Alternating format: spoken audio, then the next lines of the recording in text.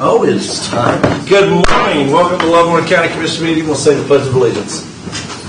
I pledge allegiance to the flag of the United States of America and to the republic for which it stands, one nation, under God, indivisible, with liberty and justice for all.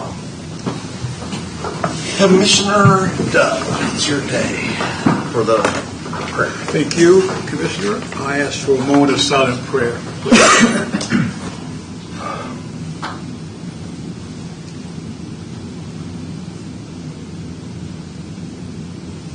Thank you.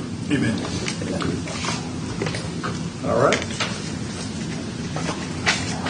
So roll call today. Commissioner Dove Here.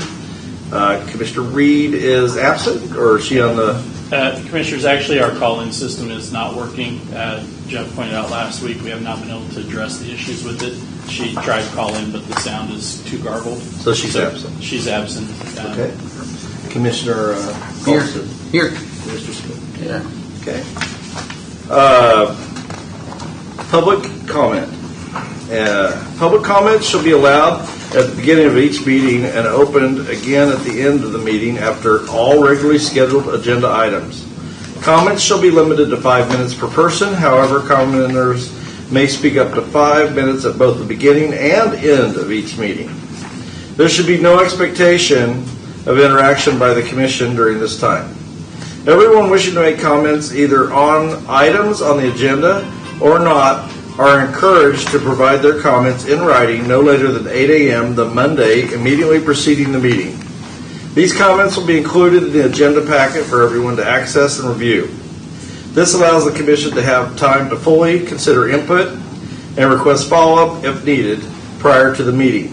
During times when the courthouse is closed to the general public, anyone wishing to make a public comment will provide their comments in writing no later than 8 a.m. on the Monday immediately preceding the meeting. The comments will be included and distributed with the normal meeting packet. So now is our time for public comment. Please give your name and your address, and we welcome you. Good morning. Good morning. D. Carlskent, 24542 Cantrell Road, Tonganoxie, Kansas. Good morning, Commissioners, and thank you for this time. My name is Dee Carlskent, and I'm here today to respectfully urge you to adopt a temporary moratorium on new data center development in Leavenworth County. This is not a request to stop progress. It is a request to pause, study, and protect our community before making long-term decisions that cannot be undone. Point number one, I'd like to address the water and drought risk. Data centers can consume millions of gallons of water per day for cooling. In a region like ours where drought conditions have occurred in recent years, this raises serious concerns. We must ask what happens during water shortages, who gets priority, residents, agriculture, or data centers? Right now, we do not have clear answers. A moratorium gives the county time to conduct a comprehensive water impact assessment before committing our limited resources. Part of this, I've got several sites that I can provide people, but this one came from Environmental and Energy Institute. Point two, energy demand and costs to residents. Data centers are among the largest energy users in the world. Their demand can require new power generation, expanded transmission infrastructure. Those costs don't disappear. They often shift to ratepayers. Leavenworth County residents should not bear increased utility costs to support facilities that primarily benefit multinational corporations. A pause allows to evaluate the true cost to our citizens. EnvironmentHealthProject.org spoke to me on that one. Point three, limited economic return. While data centers are often marketed as economic drivers, the reality is very few permanent jobs after construction, heavy reliance on tax incentives and abatements. We risk giving up valuable land, water, and infrastructure capacity for minimal long-term return. We need a clear, transparent cost-benefit analysis specific to our county. I listened to a podcast or a Zoom call that was recorded by a Prescott Bulk from Caledonia, Wisconsin. He's a retired tech executive of 38 years. in large corporations that develop software used for data centers. And he is telling us this is not a good idea. So the man has the background. Point 4, health, noise, and quality of life. These facilities operate 24/7 and bring continuous industrial noise, backup diesel generators emitting pollutants. Currently, there has been no comprehensive local health impact assessment. Residents deserve to know how these impacts will affect their sleep, their property values, and their long-term health. References here on noise. And M. Bassner put a study out in Lancet. B. Bruncrief Health Effects Institute, Ambient Air Pollution and Cardiovascular Disease, Journal of Internal Medicine, and T.F. Bateson wrote a paper on child asthma in the Journal of Toxicology and Environmental Health, and that speaks to a lot of this, of what I just said. Point 5, local planning and local control. Leavenworth County does not yet have fully developed regulations specific to data centers. Water usage limits, noise standards, emissions monitoring. Approving projects before these safeguards are in place puts the county at a disadvantage. A moratorium ensures we set the rules before the industry sets them for us. And I have a list of places that have gone to moratoriums because of this issue. And in closing, Commissioners, this is about responsible leadership. A temporary time-limited moratorium of 6 to 12 months would allow you to study the impacts, engage the public, put protection in place. A pause is not anti-growth. It is pro-community, pro-responsibility, and pro-future. Thank you for your time and your services for the Leavenworth County. Thank you. Thank you. Appreciate it. Could we get a copy of that information, especially the areas that have implemented the moratorium? I'll give you the moratorium because it's complete, but can I send you my sites? Yeah, we can mentioned. make copies and get that back to you. Oh, I don't need it. I've got it. Excuse me, could we get copies of what you just said to us also? Your testimony. I think Becky, Yes, she you can may. make copies. Yes, she can make copies for us. Okay, and if you need, because I didn't put the whole site. I'll give you this back. We're going to do that. We're going to do it that way. Just Okay. have them make copies for all of us. All right. And where do I go to do that? Over It's here? right here. Okay, Thank you. More public comment. Morning. Good morning. Good morning. Jim Carlskint, 24542 Cantrell Road, Tonganoxie, Kansas. And my wife just spoke to you, and she's making the copies now. As stated, good morning, Commissioners. Thank you for your time. As stated, I am Jim Carlskint. I'm here today to urge you to adopt a temporary moratorium on a new data center in Leavenworth County. As my wife stated, this is not a request to stop progress. It is a request to pause, study, and protect our community before making long-term decisions that cannot be undone. During last week's Commissioner meeting, Commissioner Reed cited Bernie Sanders and AOC as wanting a national moratorium on data centers and shared that she did not want to be like AOC and Bernie Sanders. Commissioner Steben cited that state senators Mike Thompson and Chase Blasey requested a moratorium in Kansas on data centers. Knowing Senator Blasey and Senator Thompson personally, who are very conservative, and with the citing of AOC and Sanders, this represents both ends of the political spectrum. These four people, it's not about a political ideology. A moratorium doesn't reflect being liberal or conservative. It reflects being thoughtful. On March 17th, the Republican Party of Texas adopted a resolution of the establishment of additional data centers in Texas. I will provide you copies of this resolution if you wish. To summarize, the resolution cautions the legislature in Texas to be very deliberate in approving new data centers based on local residents to data centers. Texas could face substantial shortfalls in electricity generation and grid stability, water scarcity and drought conditions, Current regulations in Texas provide limited requirements for transparent reporting and planning related to water consumption by data centers, creating difficulty for communities to anticipate and manage future needs. The resolution passed 61-0 with 2 absent. This again is a reminder to be thoughtful and deliberate in consideration of a future data center. Currently, there are 5 counties in Kansas that have a moratorium on data centers, numerous other counties and states, and my wife is making copies to provide to you. During last week's commissioner meeting, Commissioner Dove suggested that you listen to the experts.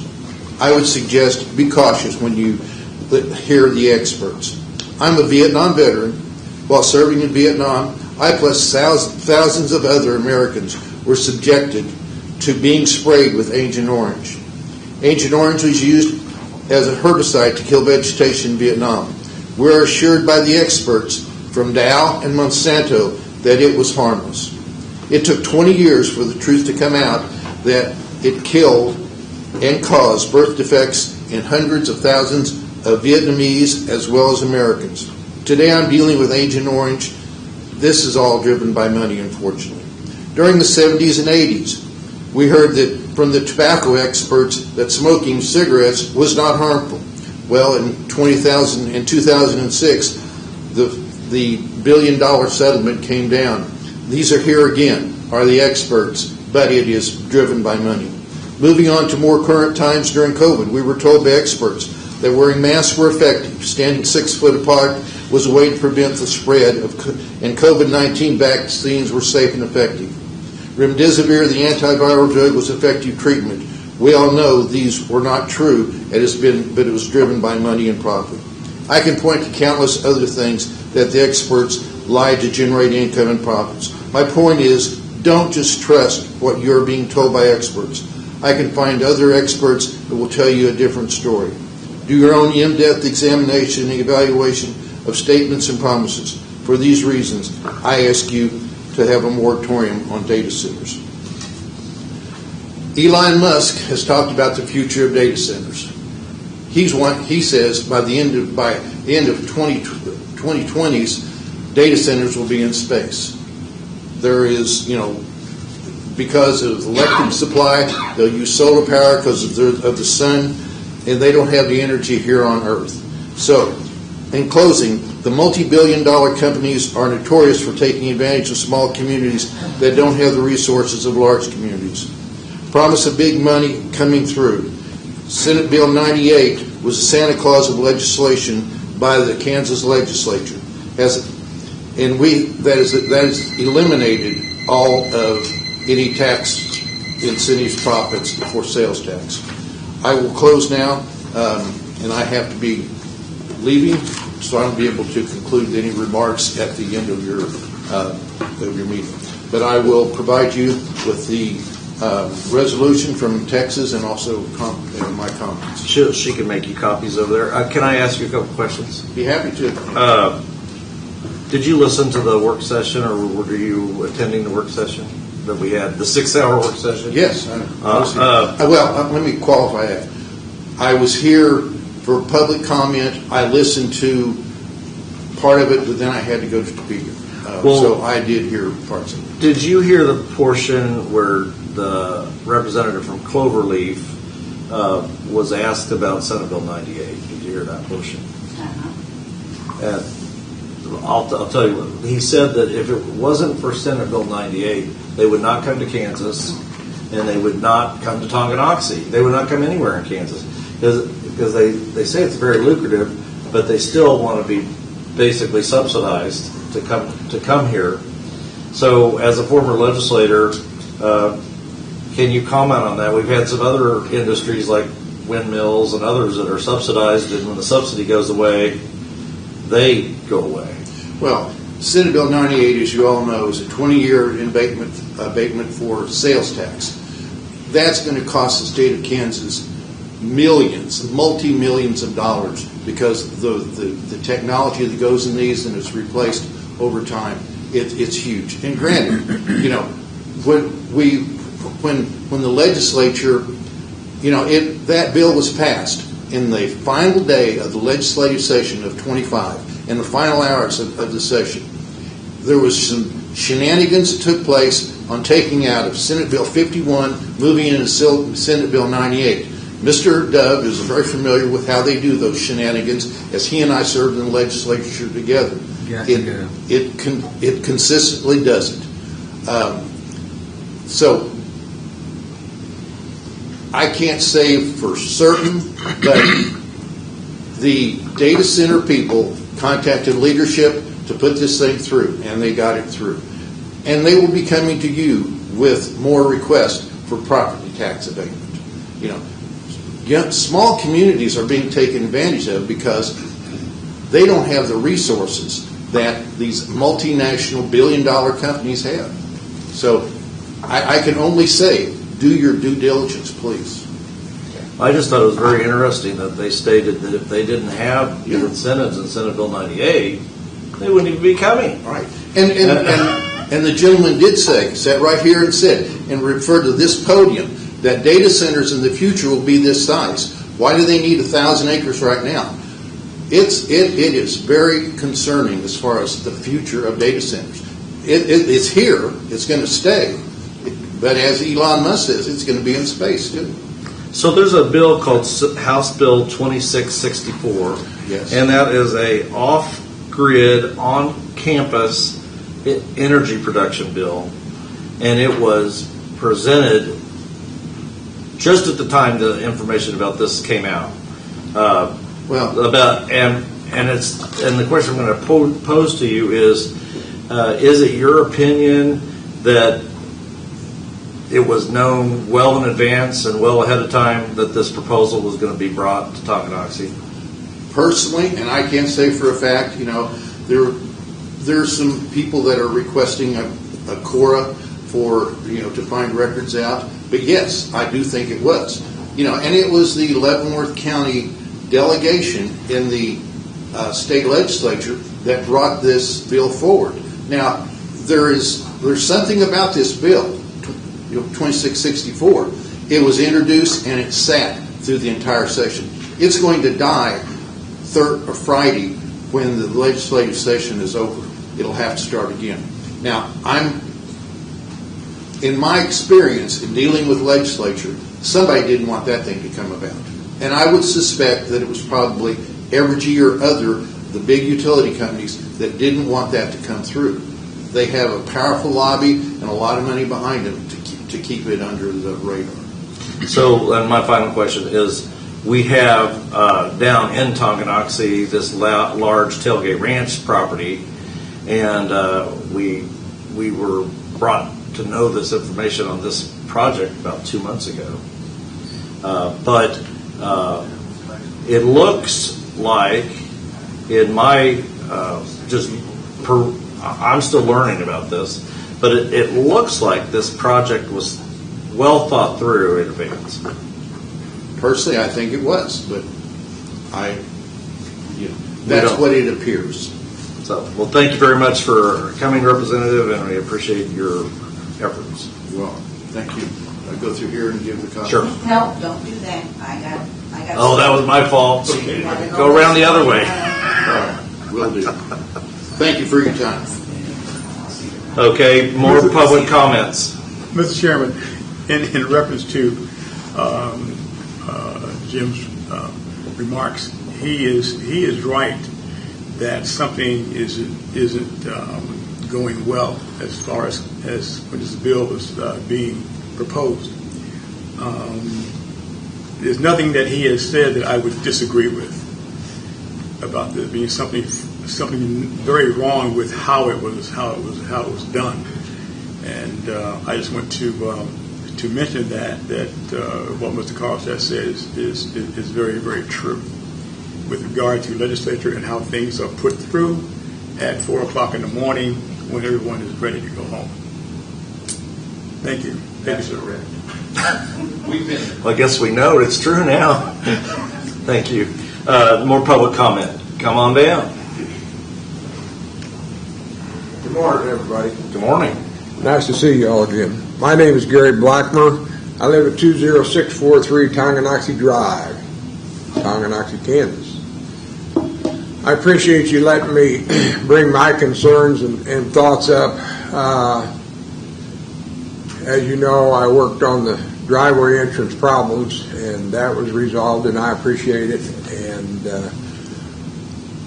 the ditches, I had told you earlier that I would wait until about April and see how you felt about it, but the ditches don't flow like they're supposed to. They've become and will become very large mosquito resorts because the water does not flow. My hot tub is still there and has water in it today. So you don't want mosquito. I told you about the hot tub next to my driveway. I call it the hot tub just for the fun of it, and because that's what it looks like. The ditches need to be cleaned out, but actually I had resigned myself that I was just going to take my four-wheeler, my tools, and go up and down through the ditches, maybe even in front of the electric plant, and just trench it, dig it, so the waters will flow and be done with it. I've done that for 20-some years, in front of my house especially. I had resigned myself that I'd just do that and not try and make a pest of myself. But I don't think I am making a pest, because I like my home, I like Tonganoxie Drive, and I like Leavenworth County. That's why we still live here. They did the road widening project there. They took lots of trees and lots of things that make a rural area. We're just inches away from not being a rural area anymore, where we live. When they did the project, it stripped those trees and lots of things, as I said, that do make the rural area. And I thought, well, at least I can now get in those ditches with my mower, and I can cut them and maintain them and do my part to help at least make Tonganoxie Drive look decent through there. Where there was a point where I couldn't do that before because I couldn't get in with my equipment. The ditches were just horrible on the one side. A neighbor of mine woke me up a couple of weeks ago, and he said, I guess you know you're not going to be able to cut the grass in there. And I said, why is that? And he said, well, they got those nets down. And he says, you're not going to be able to get in there because they staked them down with these things. And if you'd like to see it, I'd be glad to pass it to you. These nets they put in there, they staked down with these. They're not anything like what the county uses. And consequently, I said, well, okay, I'll take a look. Well, he's right. That netting is all through the ditches, all up and down the drive, all up and down Tonganoxie Drive. And those stakes there are that far above. Some of them are right down flat still. Some of them are sticking up almost out of the ground. I don't know how you'd cut it here. I went to Noxious Weed and I said, when will you guys be cutting those weeds? You think there'll be enough weeds that you'll cut there this year? And he said, no, we have no intention to cut in there. He says, we can't because those nets are in there. And our equipment will suck those nets right up. And I said, well, don't you suppose my lawnmower do the same? He said, very possibly, yes. And I said, I showed him that stake, and I said, what do you think about these? And he says, we didn't even realize those were in there. And he says, that would not be good on your equipment when you suck those up. And I said, what if you spit one of those out up in the highway and there's that car going by at that time? And he said, yeah, it's a problem. So anyway, it's a problem with those nets in there. Here I am thinking, I just cut the grass, I'll be done with it. You know, I'll clean out the ditches the best I can so the water will flow. Let it. I've done it for so many years that it doesn't matter now to me too much. But I really think it maybe needs to be put on the agenda to go down and take a look at those ditches again where they do need to be cleaned out all through that project. Did you call the county shop? Yeah, I did. And they have. Did Bill talk to you? Or did anybody No, I didn't talk to Bill. There's nothing going on at the shop. I went over and asked them. They said, well, we don't have anything on our schedule. They're aware of the problem, that there's many places where the water won't flow. But they said, just told me they don't have anything on their slate yet. So maybe after this meeting, maybe you can get together with Bill. And talk. Maybe so, yeah. See what he thinks. But that's the issue. I do think they need to be cleaned up some now, and I'd like to know if there's any way to do anything about this netting other than me get down there and try and cut some grass for the fun of it and see what happens when you do. I know it's That going doesn't to sound happen. like a with good these- idea. It's That not doesn't sound like a good idea. No, it's really not. So, all right. Anyway. If you get a chance, set up a meeting with Bill. Yeah, I'll get it. Appreciate it. Thank you. More public comment. Oh, next. Morning. Good morning. My name is Dawn Griffiths. I live at 18600 206th Street in Tallahassee. Could you be a little closer to the mic, please? Yes, sir, I am. A little closer to the mic. Oh, closer to Mike, excuse me. So my husband and I are both veterans. I spent 20 years in the Air Force, active duty, and he spent 25. We looked all over the country, looked at taxes and all of the things, and decided that Tonganoxie was going to be our home. We brought 5 kids with us. They work and go to school. 2 of them are in college. And the quiet community is what we wanted. And I'm here to say that I don't want a data center within 10 miles of me. I love to share. I love to share my water, my food, my air.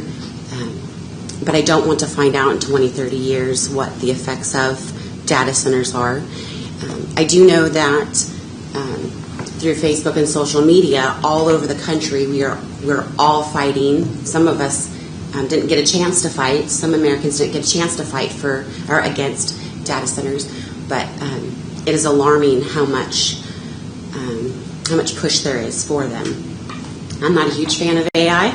I was doing fine without it, but we progress as we progress.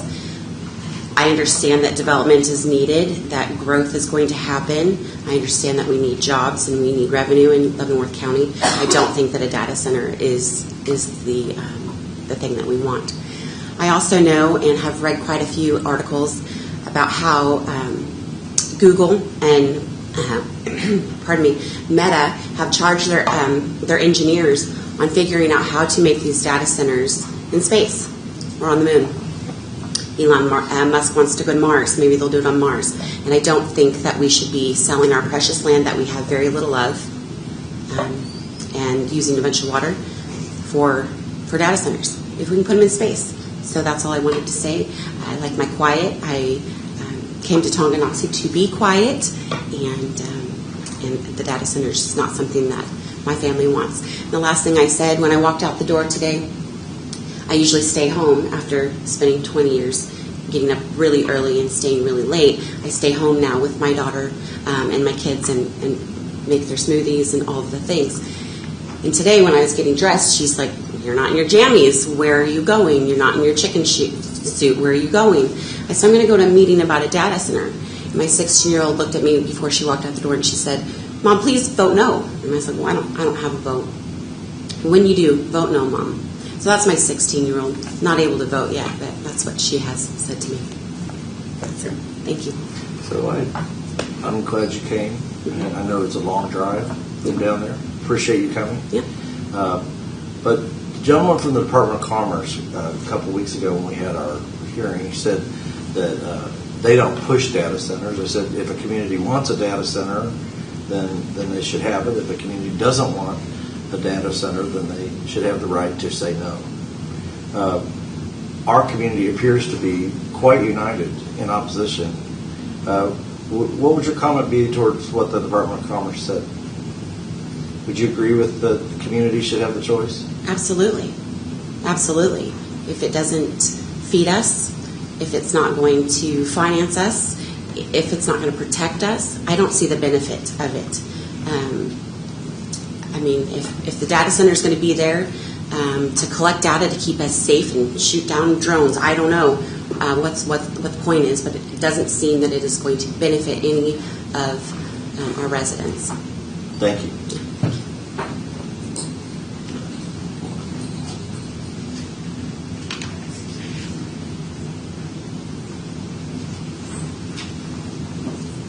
Good morning, Commissioners. My name is Amy Sloan. I live at 18198 Coffin Road, and I'm here to speak about the CIP that is being discussed later. I purchased our home in 2017, and in 2017 on Coffin Road, Many of you have seen my emails because I've been communicating with you since 2017. I have documentation if you'd like to see any of those emails. I forwarded it to each of you, Mr. Stevens, Mr. Smith, and then, of course, Mr. Culberson.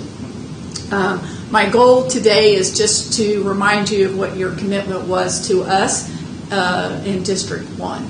In District 1, last year, you said that you would make District 1 a priority in roads. I'm going to read a list to you because I want it to be on record. Also, in 2017, when we purchased our home, we were, at the time in which we purchased our home, we were on a road participatory program. In 2017, for various reasons, the South County was also, the entire county was, roads were being paved as a part of that. Unfortunately, you started in the south, and when you got to the north, the program ceased, and our road was dropped. Since then, in 2019, our neighbor actively worked to get us on the road to be paved, and then it was dropped in 2022. Since Mr. Culberson took office as a commissioner, he has actively worked to get our roads in the North County. There's a map that you've seen and how all the roads have been paved, and it's all been south. Yes, I have this as a priority. And so I'm here not only speaking for myself. First off, I want to thank you for 187th. 187th was paved last year, and that was the only road that had been paved in some time. And that does connect to one of my roads. I take 187th to come across and then Coffin Road. But with that being said, in August 10th of 2024, we were on the list, a priority through the CIP. And then in February, there was a resolution because of transition of board members. Mr. Culberson wanted it on the record and a resolution to be read so that we would still remain a priority with our roads being surfaced. Since then, I understand it's going to be discussed, and we're discussing potentially dropping our roads after you committed. And Mr. Smith, you said last year that we in District 1 should be a priority, and you would make us a priority. And I listen to all the meetings. I can't attend because I work, but I do listen to them every week. And at that time, you, along with other board or other commissioners, said that you would make us a priority. Unfortunately, I'm being told that maybe that will not continue after today. So I'm going to read the list that I was given, and I'm on 13 and 14. So I'm here not only for myself, I'm here for my my neighbors in District 1. So number 1 on the list was 187th Street, and you did do that. Last, I guess, when was it? This last spring? Or this summer it was paved. 187th was paved. Road number 2 on the list as a priority for the county was 191st Street. Logan Road to 187th was supposed to be number 2. Number 3 was on Millwood Road, 195th Street to Santa Fe. Number 4 on the list is 251st Street, Millwood Road to Seven Sisters Road. 5th was 255th Street, Seven Sisters Road to Easton Road. 6th on the list is Happy Hollow Road to Amelia Earhart. Number 7 is Seven Sisters Road and Happy Hollow. Number 8 is Turner Road, 251st Street to 207th Street. Number 9 is 215th Street from Turner Road to Easton Road. Number 10 is 235th Street to the Cemetery Road, which is Mount Olivet Road to the city limits. Number 11 was 231st Street from city limits to Seven Sisters Road. 12th was supposed to be 231st Street to Seven Sisters Road and Millwood Road. Number 13 is Coffin Road. That is the road that I reside on. Again, my husband and I purchased our house in 2017 from our realtor, Karen Ernzen, and everybody knows Karen. And at that time, we were supposed to be paved, Coffin Road. I'm 13 and 14th, and I'm okay waiting, even though I've been waiting a very long time. What I do not want to have happen is you guys decide not to make our district a priority. So I hope that you will keep that in mind. Thank you. Thank you. Thanks, Amy. So, one comment on that, just Yes. if you're aware, we have a project on 235th Street, which is County Road 30, which will reach up. I'm very aware. We're going to spend almost $16 million. Sir, I'm very aware of that. That's going to benefit the northern part of the county very directly. And the difficulty on this is when you have so many roads No, the across the difficulty, county that we can't prioritize all 11 million up north and not anything in the rest of the county. So we have to try to balance it out. sir, I've lived in Leavenworth County my entire life. I've lived in the Kickapoo since I married my husband almost 30 Yep. years ago. We pay taxes just like everybody else, and we have not been a priority. Well, in the last couple of years, we are we deserve to making be a priority, and that's why I'm here. And I'm hoping you will honor what you said you would do.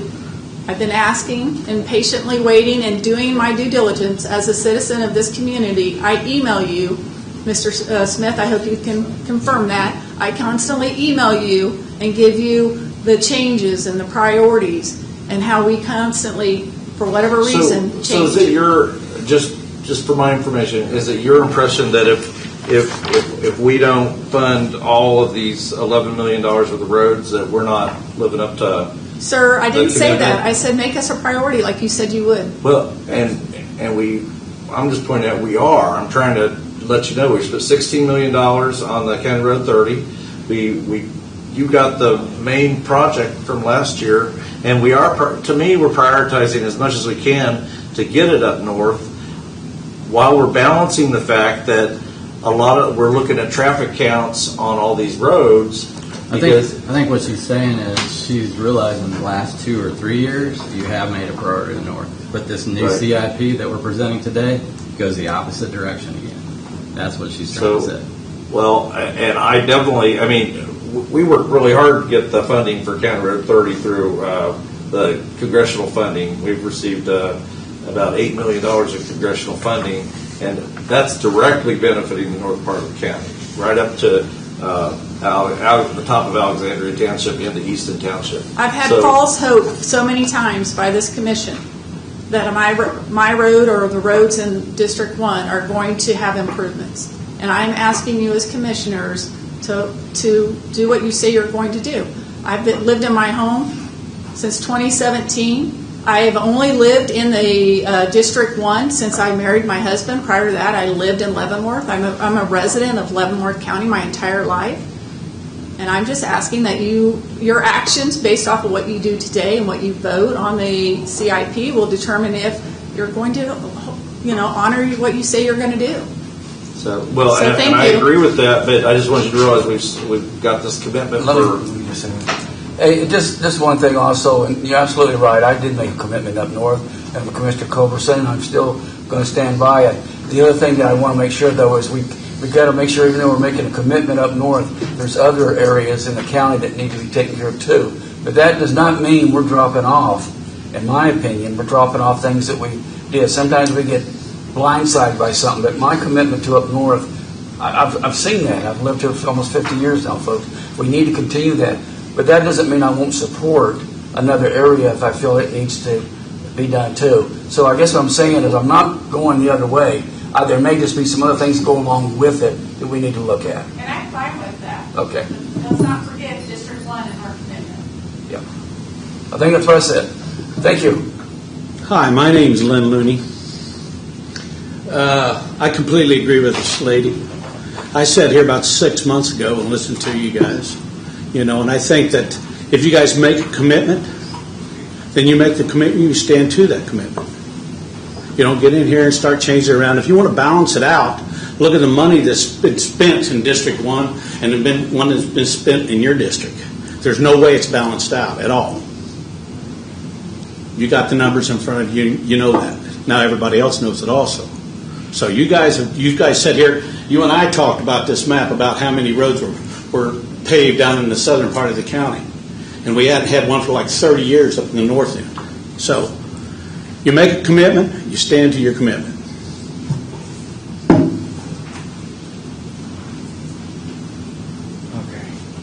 Okay. Any more public comment? Come on down. Morning. Running out of time. Good morning. Thanks Morning. for the opportunity. My name is Kevin Groh. I live at 16399 222nd Street, which is directly across from Tailgate Ranch. So I'm here to speak against the data center. And some of the earlier speakers were talking about moving here recently. Me and my wife moved up to this area roughly 9 months ago, built a house right across from Tailgate Ranch. We knew that area was possibly commercial, going to be commercial. But we came from McCallie County, which is way down south, bordering Oklahoma, very rural, very ag-based. And the reason I got up today is I was up here several weeks ago, and there's a projector screen in front of the picture, but I just now noticed that the picture is now evident, which is a very nice picture of the harvest time, I guess, back in 1800s. I'm not sure how far. Back in the day. Way back in the day. And things have progressed to newer equipment, but I guess it just shows the rural heritage of Leavenworth County. And that's one of the main reasons we moved to Tonganoxie area, was for the quiet lifestyle and being able to enjoy that. One of the other speakers also talked about health and environment, and the size of the data center that's being proposed could potentially take 10 years to build out. And that's 24/7 construction and lights that would go on in that area, which is going to be a lot of trucks going in and out, a lot of dust, and a lot of noise. So I just wanted to bring those points in. Thank you. Thank you. More public comment. Okay. All right. Thank you very much. Appreciate all of the comments. Is there a county clerk's report? No? Okay. Administrative business. Nothing. Commissioners? Nope. Okay, nothing. The only thing I had was I wanted to bring to your attention, and we're going to be talking about the CIP today. So I wanted to bring to your attention, I have a list of the grants March 1st, 2020 to February 1st, 2026, and reiterate, and we've been talking about this a number of times, we've had more infrastructure improvements, roads, bridges, and water culverts improved in the last 5 years. Certainly more roads paved in the last 5 years than have been paved in the previous 30 years. I want to list a few of those. The total spending awarded, and this is just for grants, the county matched a lot of these, $90,546,800 worth of grants for road projects. Safe Streets for All, the Building Kansas grant, 158th Street, Golden Road, County Road 1 safety improvements, $21,800,000. That's on 158th Street. High Risk Rural Road signage grant, $140,000. Tonganoxie Road safety improvements, $1.4 million. Tonganoxie Road safety improvement phase 2, that's out on Tonganoxie Road between Leavenworth and Tonganoxie, $1.1 million. Off System Bridge Grant, $1 million for ST 100 Fairmount Road Bridge. Kansas Local Bridge Improvement Program, SH 54 and SH 61 Bridge, $2 million. Local Bridge Grant, E48, 255th Street, $150,000. KDOT Transit Grant, Cushing Parking Lot, $580,000 awarded. Kansas Cost Share Program, 158th Street Road Improvements, $900,000. County Road 30, 235th up to Dempsey, $975,000 for Phase 2. KDOT Planning Grant, Regional Transportation Plan, $250,000. KDOT Innovation Technologies Grant, $20,000. FHWA Safety Streets Program, $380,000, 80/20 grant match. Watershed Institute Fish Passage Grant, Bridge Replacement, K45, 187th Street, $150,000. Supported and represented the City of Besa for MARC STP grants, Cooperation for Funding on the County Maintained Roadways, 155th Street Road Improvement Project, $8.6 million, and that was an 80/20 match. Parallel Road to 158th Street to State Avenue, $5.6 million, that was a 70/30 match. MARC Multimodal Trails Grant, 155th Street to 158th Street, Trail and Sidewalk, $600,000. Base Grant Economic Development Infrastructure Sewer Main Extension, $1.3 million. U.S. Fish and Wildlife Fish Passage Grant, SH30 Bridge Replacement, $50,000. high-risk rural roads, local road safety plan, $50,000. Congressionally directed spending grant application for County Road 30, 235th Street, Phase 2, $2 million. And then the additional Phase 3 is $6.2 million. Total project cost around between 15 and 16 million is my understanding. Chairman of the Committee of the Leavenworth County KDOT Transportation Project Prioritization, KDOT Planning Grant for the Leavenworth County Multi-Jurisdictional Capital Improvement Plan Study, $250,000, and K5 Realignment and Improvement Project, $35 million, announcing funding of potentially up to $100 million project with scope shown for K5. And that project's not included in the total, but the total awarded is $90,546,000. And when we talk, we're going to be talking about economic development here in a little bit, but the foundation for economic development in the county is roads, bridges, and infrastructure. So you have the infrastructure where business can do business and commercials can do commercial. And we've gone a long ways towards building that infrastructure in the last number of years. So with that, that'll be all the administrative comment. I'll move on now to the consent agenda. Mr. Chairman, I move that we accept the consent agenda as presented. Second. Consent agenda has been moved and seconded. Is there discussion? Discussion voting. Mr. Dove? Aye. Aye. Aye. Aye. All right. Moving on. Consider a motion to approve a full-time staff position for the Register of Deeds in the amount of $39,600. I got to put my glasses on. $39,683. And I have a question first for County Administrator. Where would this money be coming from? Commissioners, as proposed, the Register of Deeds would like to take that from the general fund. As you know, I never support middle of the year requests for new positions. During the budget is the time to proceed with that. I do not have leftover money in the general fund to fund a new position. I do think that I'm not questioning whether the Register of Deeds needs this position, but we just don't have it right now. I think during the budget process is the appropriate time. I also believe that it could be funded through the tech fund, the Register of Deeds tech fund, or somehow adjust current wages so that it could be afforded without impacting the general fund. And if we could make something like that work, I would be 100% supportive of that. But anything that comes from the general fund mid-year, I'm very protective of that. Do we have any unfilled, funded but unfilled positions in other departments? Well, we always have openings. We're always rotating through trying to hire folks. Obviously, if you look at the website right now, you can see open positions. I understand that. Those are positions that will be filled. Long-standing positions that have not been filled. I think what you're referencing is the positions in the sheriff's office, or whatever department. Yes. All those positions are filled, and because it's such a large department, they do rotate through. So while there may be a position that's open, that doesn't mean that it's been open for a long time. It just means that there's always openings because he has a hard time filling them. And that would be true of any of the other departments. But no, I'm not aware of any that are just out there that we could completely eliminate that aren't needed. All right. So there we go. That sets you up pretty good there, Register of Deeds. Oh, I like being set up. Thank you. Good morning, Commissioners.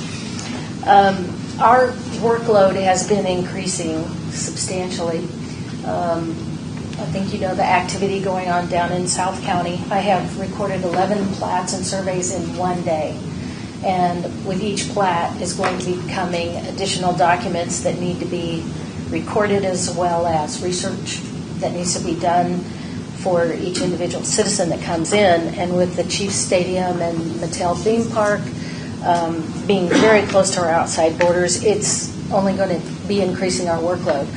So I need lead time to get a staff fully trained before everything starts hitting. but I need relief on my current staff as well. And I think you've worked with me long enough that you know I'm conservative. I'm very responsible with the monies that are entrusted into my office. I use rebuilt equipment and computers, if at all possible, before I order a new one. I use coupons before I order my office equipment. And where I am able, I continue to support other departments with sharing the Rod Tech funds. But it's my turn to ask for help. We are understaffed, and it's impeding my ability to complete my statutory duties. Due to medical issues, a job that was a full-time position to be staffed went IOC. And due to that, there is an unspent salary of about approximately $30,000. And I do understand the strain of a mid-year starting position. If I did not need this, I would not be asking for it. That $30,000 would leave less than $10,000 to be unfunded from the salary and benefits package. This expenditure is directly necessary for my office to perform the specific duties and obligations required in my office. Next year's general fund additional salary package would be approximately $80,000 for a full-time for the full-time year.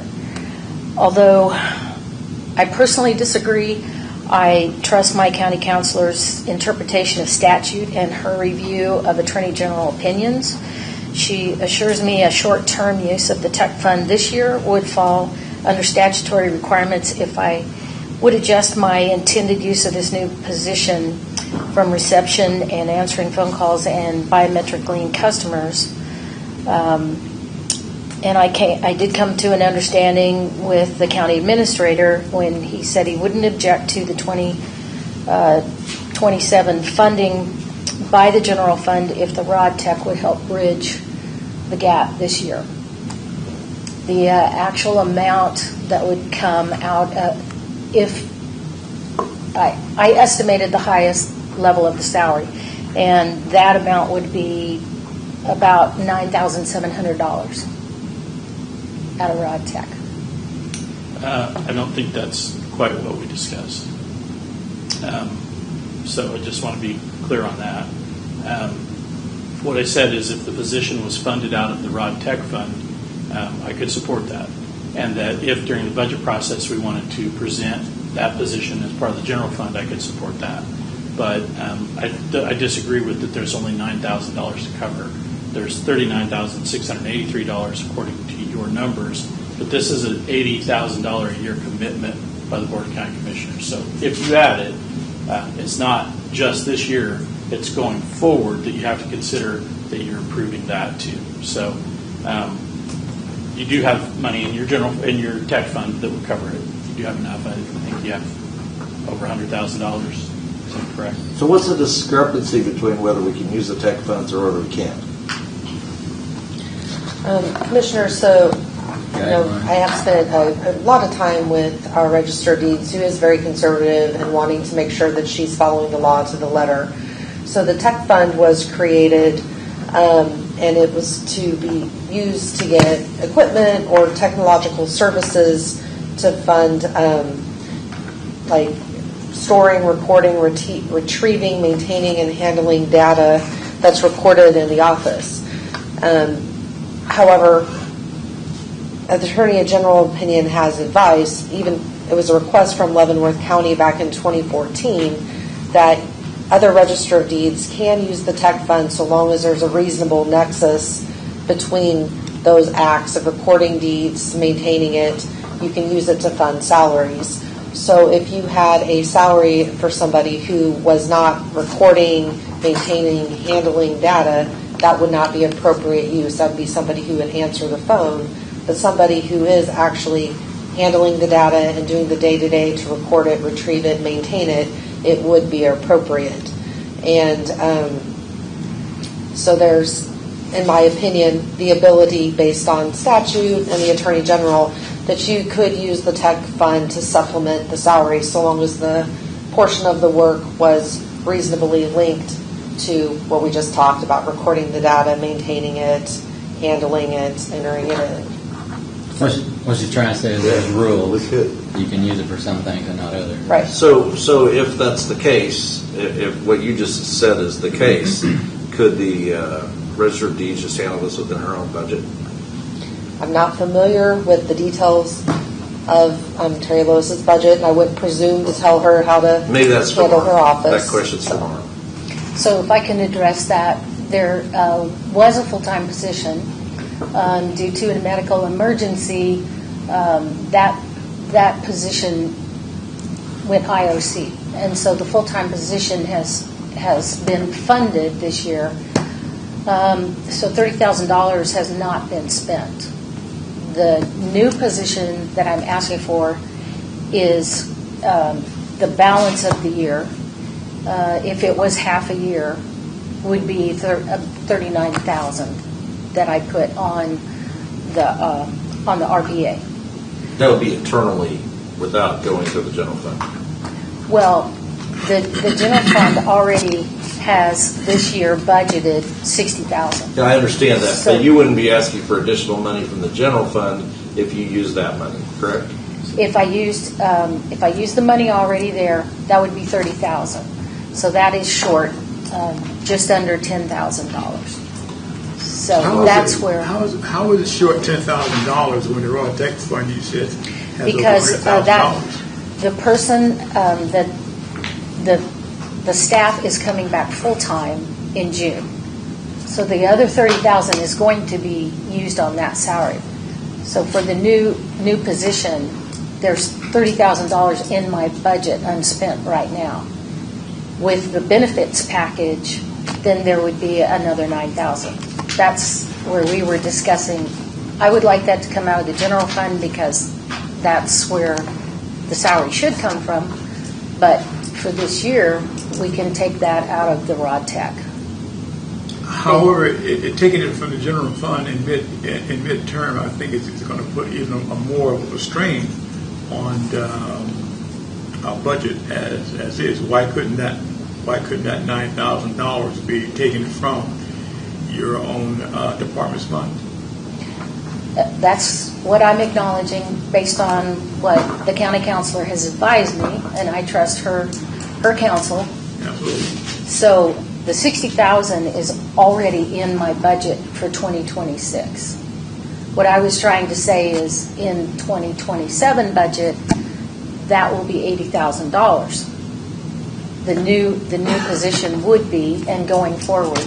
But that will be considered during the budget cycle. During the budget cycle for 2027. Just to be careful though, because then if you don't fund it for 2027, then that position. That's where I was getting ready to go. This is like doing it, and you're being asked to approve. I know, Mark. Just for this year, but also the years going The forward. tech fund is what I would look at it, and I think that's what the questions are.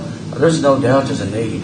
I've seen what you do down there, but to come before us during mid-thing with what the taxes are in this county and this entire state, and how it affects property tax and how we have to come up with more funding, I think is the wrong time to be addressing that. I think the tech fund would get you through it. My problem also is if we fund that position now, then we're okay in it, like saying we're going to fund it next year, and we may not. We don't know what the budget number is going to look at. I'd rather see this come in front of us on the budget cycle, because I've seen what you do down there, and take it forward. I'm trying to think, maybe put a Band-Aid on it with this tech fund, that's what county councilor said, and let's get to this, so that lets you do what you want to do, and then let's get to the budget and see if we can fund it, and not in mid-season, but start it in 2027. I know that's not what you wanted to hear, Darrell, but that's just the way I'm looking at it right now, unless there's something else coming up. And I've always been, in public business, I've always hated to do, and we've seen them come before with other elected officials or other departments wanting to change the budget in mid-year. And I don't mind what you do within your budget, because that's yours to do it. But when you start hitting the general fund or something like that, and we're so tight on budgets as it is, and everything, especially roads or anything else, it just rubs me the wrong way to do it. That's not to say that if it came us in budget time, which we're getting ready to start, I would look at that pretty positive, as what I know right now. Mr. Collins. Well, but the budget that we're getting ready to start wouldn't be till next year, whatever we decide. Didn't our register of deeds tech fund something else in another department recently? Yeah, we have funded a request. It was about I think it was about $36,000 that the surveyor needed new equipment, $58,000 last year, and I've committed for the next 5 years the appraiser's office for their aerial photography, Public Works and Planning and Zoning needed some additional funds. I helped with that because my office, So what they needed those for to affect my office. And roughly off the top of your head, how much do you think that totals? 100? 250? Plus. It's probably accurate, especially given the 5-year commitment on the. 250,000? So my point is, the register of deeds has given the general fund basically $250,000, and now she's asking for how much? Well, I was asking for 9, but I can manipulate this year, but going forward, Right. I need that's my 4 first point. positions. Right. We're She could have said, never mind, I'm not giving you that money because I need it. Okay, it's afterthought because it came up later, but it's still an issue. She's given us $250,000. Now she's asking for way less than that. My second point is she's an elected official. In the 40 years I've been here, she doesn't work for us. We don't work for her, but she doesn't work for us. The whole system, I think, is backwards with the budget. We should not have the authority, and we actually don't have the authority, to tell elected officials how much money they can have. They work with us, and we work with them, but we cannot tell them. It's a state statute. Look it up. In the 40 years I've been here, I've seen it go sideways. I've seen it. The county commissioners not agree with elected officials on their budget, and every single time, 2 things happen. Either it causes a lot of bad blood, or the commissioners get told across the street, you cannot, I don't know what word I'm looking for, hinder an elected official's budget. If they say they need this much money, we have to tell them, we'll figure it out. So that's my opinion on this. I don't think that's correct. I think what happened was. I know you don't. I know that's the problem. Well, and that's right. I think that what we're allowed to do is, and we don't interfere, but every year they come in and set their budget. When someone comes in, right. and I don't have a problem with 9,000. But that's the part that's backwards. Well, I'm not saying it's not, but the way it's set up right now is the law says that we set the budget. They come in, and I don't think I've ever voted against anything that any elected official wanted. I mean, I might have some questions. Where I get rubbed sideways is when you come in the middle of a year and you're asking for additional funds, when every week we get beat up on the general fund and property tax. It has nothing to do with her. It has nothing to do with whatsoever. I've seen what she's done and how she's made the changes. My thing is, we need to make sure that we're doing what's best for the dollars. Is $9,000 going to break us? If that's what it comes down to, I don't have a problem with that. But when you start doing 30 or 40 or 60, something like that, then that money has to come from somewhere. And I agree with everything you guys said. I'm on the same side, on the same page. I'm just trying to point out, she's already given us way more than what she's asking for. But that was yesterday. Today, we're I understand. dollars that we're asking for to come from the general fund. And I understand that side too. I think would be at this time of the year is Well, I've accounted for the dollars out of my existing budget, the 2026 budget. What I'm making you aware of is going exactly what the county administrator said. Going forward, it'll be an additional $80,000 in my. But I'll tell you what, I closed the office by myself yesterday. When one staff is sick and one staff is working sick and goes home sick, it's impossible for one person to do everything that needs to be done.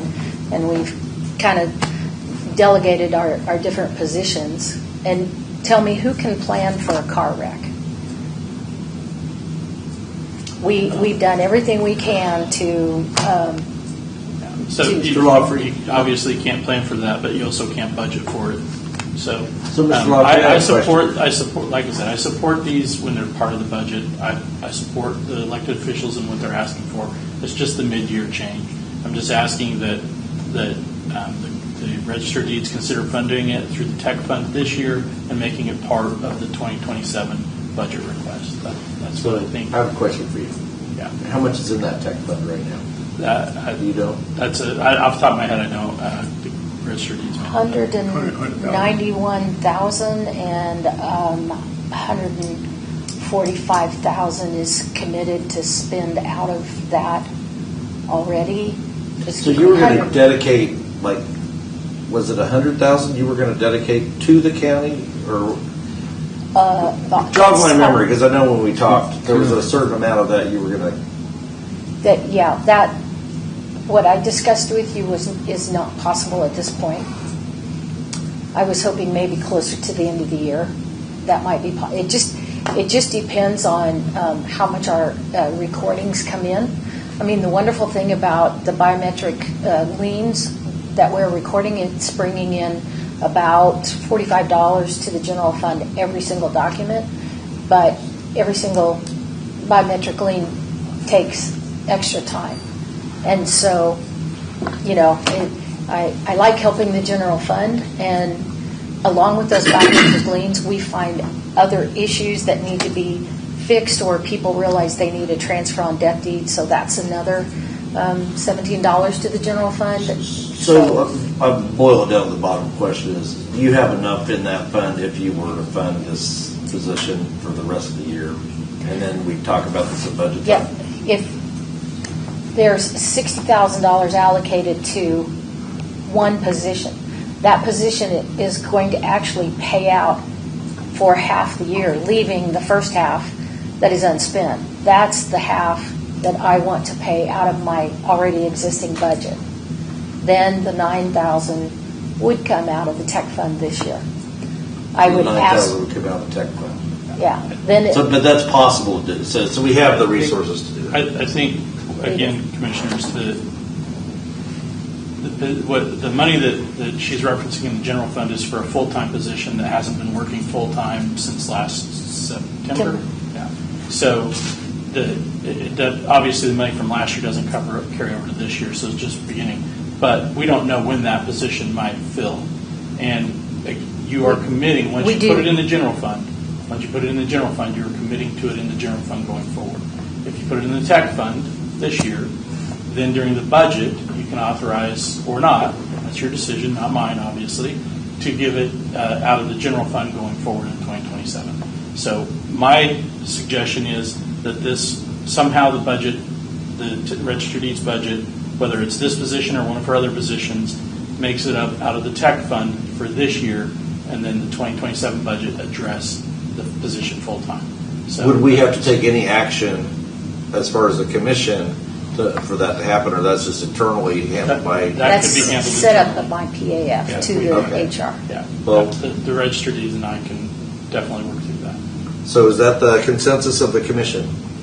I'd rather do it, and I hate to ever tell any elected official no, because I know how hard they work, but I think it's better spent with the tech and then address it at the budget time, which I've seen the need down there, and then put that in then instead of having to go back and maybe cut it out at the first of the year because it's just not set in the budget. So that would be my recommendation. Mr. Dove? I agree with Commissioner Smith. Is to go into the general fund this time of year, I think is something that we should not continue to do. And I know how hard Terry Lois work and how conscientious that she is of her department and each person's duties. However, I have that pause as far as taking dollars from general fund, especially this time of year, and to make it up through your raw tech fund. And next for 2027, we have to address that then. Mr. Culberson. So, as a Register of Deeds, do you feel that would adequately fund your department? What we're proposing? Are we speaking of 2026 this year? Well, what they want to do for this year, because that's what the statute reads. Yes. Is we have to adequately fund the elected officials' budget, or they can sue us.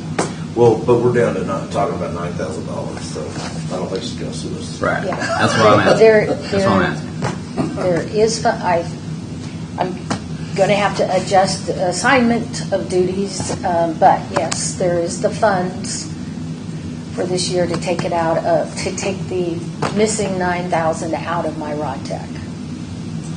Okay. Okay, and I didn't want to do this, but I will anyway. I'm going to address this with the county councilor. The commission has budgetary authority over the county government, but for the fact that we have to adequately fund the various departments so that they can accomplish their missions. Is that the summary of the law? That's correct. The commission has to fund the elected officials so they can accomplish their statutory duties. That doesn't mean that we have to fund every little thing or fund their proposed increase at a level that's higher than we might believe is necessary. I think what you're confused about is it's not whether the commission agrees that that's adequate. It's up to that elected official to say that it's adequate. I'm agreeing. I'm just trying to summarize the law. Right, the law right. is that we do approve Right, the budgets. but I think you got it backwards. You're saying that you can say that's adequate. That's not how it works. The department head, the elected official, has to agree with us that it's adequate. If they have to decide. Terry, can you it's look not at what? Can you look at that? I mean, the 9,000 or something like that. Can you make that work, so we can get into the budget time in June and July and have a really good thing, good look at hard look? I can tell you right now, I've seen what you do down there. Unless something changed, you will get my support on it. But I just like to get through this one right now, instead of going back and forth, because we're both right, and just get this thing put to bed so we can go further with it, then look at it at your budget, present it back to us again. For 27. Yes. Yes.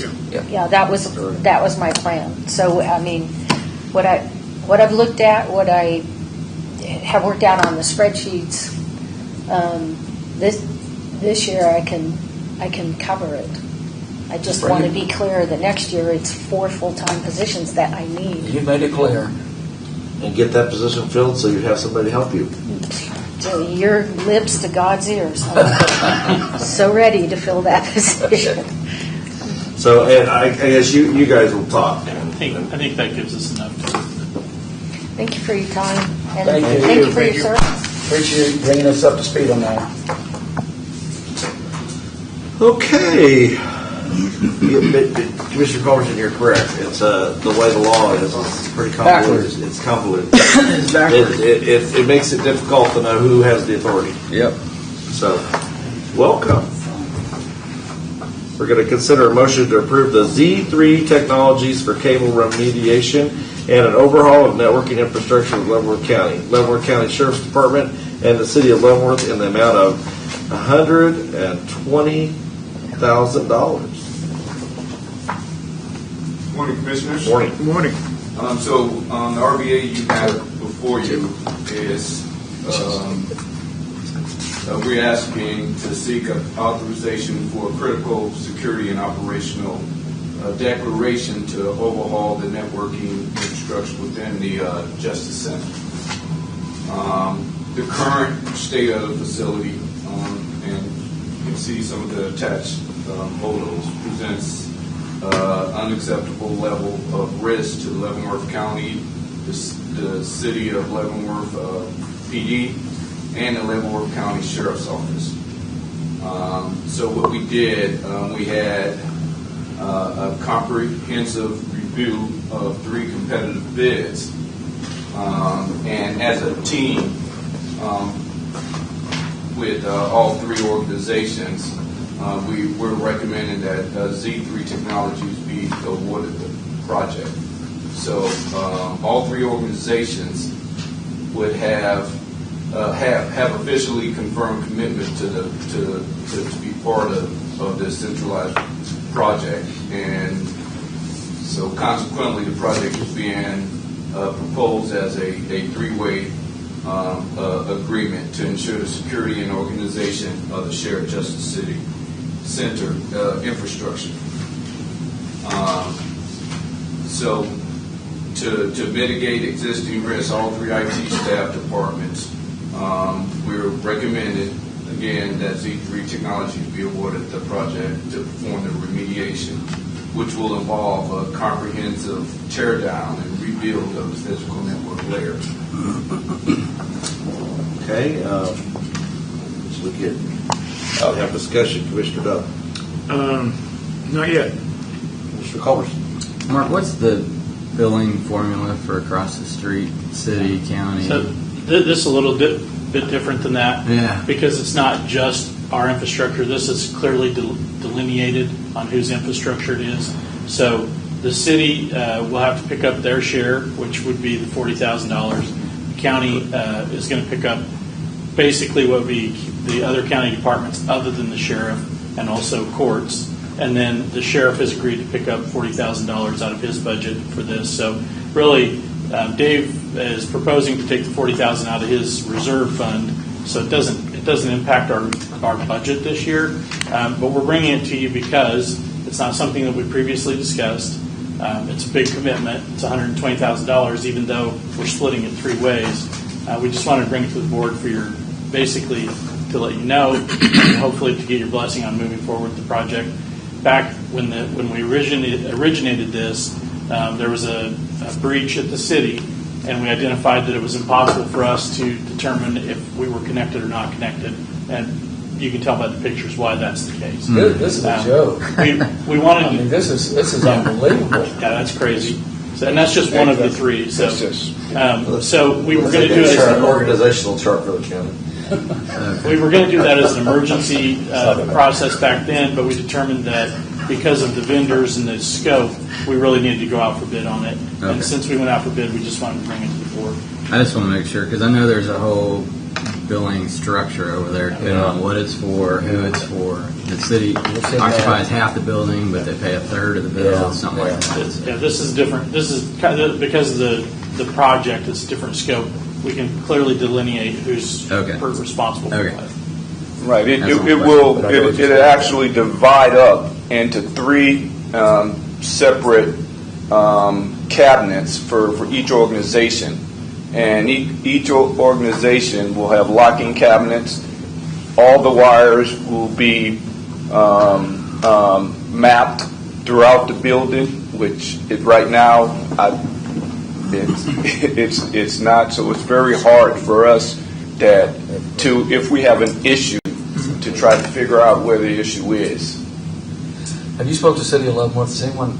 Sure. Do they know what their cost is? They've been in meetings since part of that. Okay, back great. in. That's what I was trying to Thank you. In November, December, I think you started Yes. this conversation. Yes.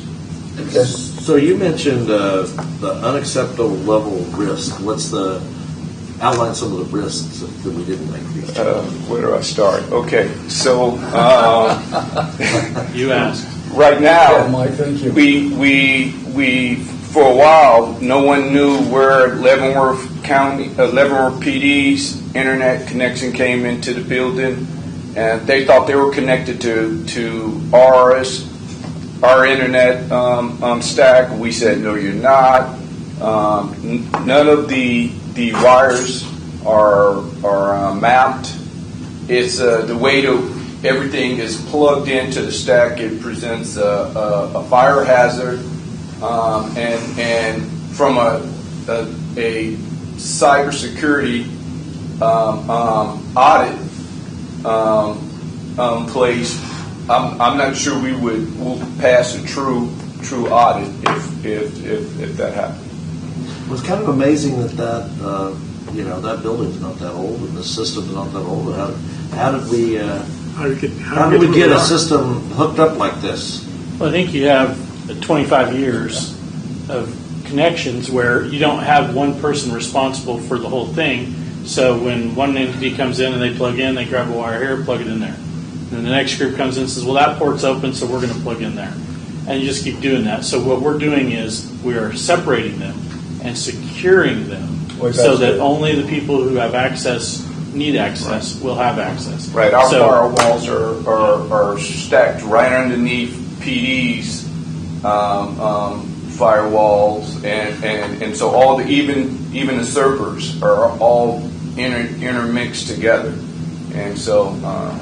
So what system, I mean, will this system prevent what's happened in the past? I mean, do we have something set up now so we know going forward we're not going to end up with spaghetti strings worth of wires? Well, that's what this will do. So this will solve that problem? Right. We will have book mapping for every cable and where it goes to, how it runs up to the other rack rooms throughout the 3 floors, Right. and so it'll be a quicker troubleshooting process for us if something was ever to happen. So that's in that building. Do we have spaghetti strings over here in this building? No. Okay. And nowhere else in the we county? Control. Well, I mean, it's just kind of amazing when you find these things out, and then, Yes, sir. you know. It comes down to a control, like you have 3 people playing in the same closet and nobody's responsible for it.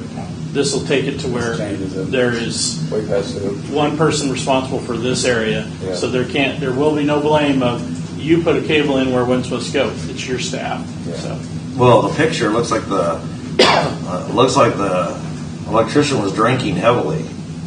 And some of the cables that are in there and that will go away because some of these cables are from when there was still a mainframe over there, an AS400 style system. So right, it's a lot of old unshielded Cat 5 cable that's really no longer used that much anymore, and then you got Cat 6, which is the current cabling that's on top of it, and it's. Well, you know, technology's changed so much. I mean, every day, it does look like spaghetti, but it's changed so much, so this is way past due. All right, is there a motion? Make a motion to approve Z3T Technologies for cable remediation and an overhaul of network and infrastructure of Leavenworth County Sheriff's Department, and the City of Leavenworth, a total amount of $120,000, $40,000 per entity. Second. Okay, there's a motion and a second and discussion. One last thing is, just for the record, this is going to correct the issues in those boxes. It's going to be all mapped out, and going forward, we're not going to have the same issues.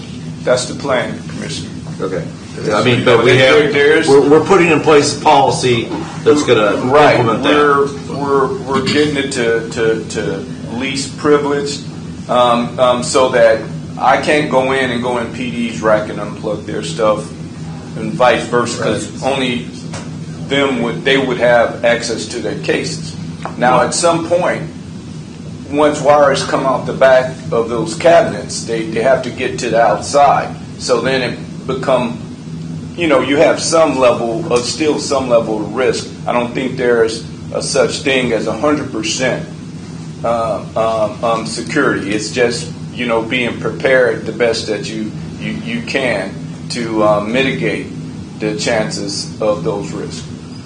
So what precautions are we taking to make sure that those risks are shared and that each individual is responsible to take care of that issue? Right. So we're as we start to set up status meetings with the vendor and between all 3 elements, we're identifying, what each organization's responsibility is in order to get this done. In writing? In writing. We're putting it in our plan, and that'll be included in the overall project scope. Okay. So, all right. Thank you. So, Mr. Lawfrey, how can we? I mean, you hear this conversation. How can we assure that this kind of thing will not ever occur?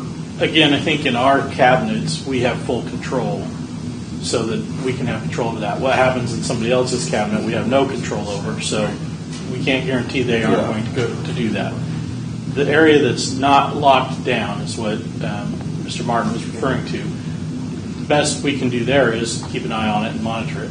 But those are static lines. Those are not lines where you plug in and out on a daily basis. The cabinets are where the plug-ins are coming in and out. So the static lines, I don't see a issue with that going forward. But again, it's up to the folks who have access to that area to monitor it and make sure that doesn't happen. We have control over 2/3 of that. The other third is not us. All right, Commissioner Cobbs. Commissioner Smith? No. Then voting, Commissioner Bell. Aye. Aye. Aye. Aye. All right, thank you very much. Thank you. Okay, consider a motion to approve of a 5-year capital approval plan for road and bridge improvements. Morning, Bill. Come on down. Can I go first, Mr. Chairman? Yes. He's all ready. Go Hold on, there, Bill. Jeff. Okay, so get my trusty map out here. I realize I have to start over again because the commission board is different. When Doug and Vicki were here, I'd moved the needle far enough to where we were getting some progress on the north end of the county on this gravel road. Excuse me, Commissioner, I don't have my papers that help me with this, so excuse me for 1 second. And I'll get I'm coming next. How about we do this? Let's. I have it on my computer. I can. It's tough to read. Yep. You got it, Willie. Okay. Yeah. That's fine. Okay. We're going to take a break at the after the capital approval. Okay. Go ahead. Okay. So this is a map that delineates the gravel roads that have been paved in the last 30 years. So I highlighted all the roads that were paved in orange. If you look at the map, it's pretty simple to understand what's happened here. In the last 30 years, the county has paved all the roads in the south end of the county and almost none in my district for 30 years.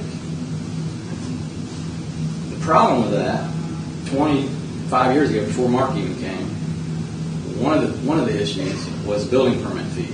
When somebody would come in, say they were in Easton Township and they came in and got a building permit to build a house, they paid, back then building permits were average $6,000. You paid a TIF fee, a RIF fee, and a building permit fee. One of the problems was they were taking somebody's building permit money. A TIF fee is a traffic impact fee. A RIF fee is a road impact fee. So the TIF and the RIF were designed to help the roads. They would take somebody's building permit money and TIF money and RIF money that was paid up here in this district, in my district, and pay the road down here with that money. The RIF money and the TIF money and the building permit money were spent down in the south, but paid by people in the north. That doesn't sound fair to me. So I got planning zone to change the rules and say at least keep the building permit money and the RIF money and TIF money in the same township, because these people are paying that money, but they're not getting to travel on the roads that their money's paying for. Agreed. The roads get paved down here. So by keeping the RIF and the TIF and the building permit money in the same township, at least that helped a little bit. Then we did away with the RIF and the TIF money. So that didn't help us. Again, we lost out. Another way it's not fair is property taxes. When people pay property taxes in the whole county, it doesn't go specific to the area that they live in. People paying property tax up here, there's nothing set up in the county budget that makes sure we spend money on roads in that district that they live in. So they've taken our property tax money from the north, used it on roads in the south. So we lose out again. Another reason it's not fair, sales tax. Back when there were 3 commission districts, my district collected the most sales tax of all 3 commission districts. Because I'm North Leavenworth, the Fort, I had more car dealers, more hotels, more grocery stores than any other district. Those were the big cash hogs for sales tax.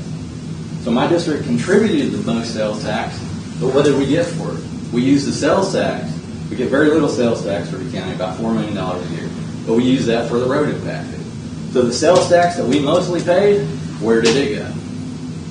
So for 30 years, my district has been shorted on gravel roads getting paved.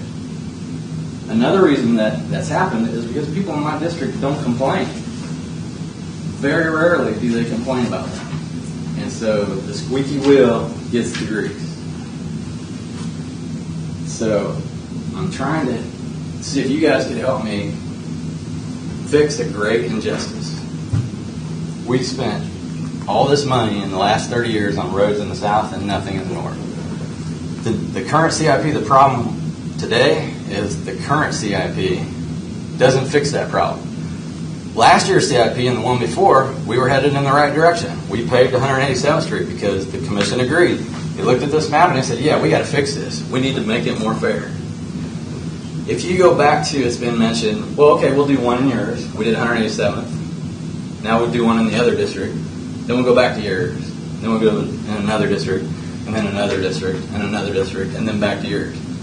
You will never catch up. It'll never be fair if you keep doing one in each district. So my proposal is same as it was last year and the year before, and the commission agreed to it, we need to do the next 8 or 10 roads in my district to make it even, and then adopt a system that goes back and forth between each township so it doesn't get like this again. So, Commissioner Culberson, can I carry on a colloquy with you? Sure. So, if I look at roads, just take out what's happened in the past. Mm-hmm. When I'm looking at improving roads, since I've been on the commission, I look at the numbers. Traffic counts. Are you going to traffic count? That's where I'm going. So when I'm looking at a traffic count down on Cantrell Road in the southern part of the county, absolutely, and I see 500 cars a day, absolutely, on that road, and then I look at a road up north, 80 cars a day, and I have 80 cars. So I'm not talking about fairness necessarily. I know you're not.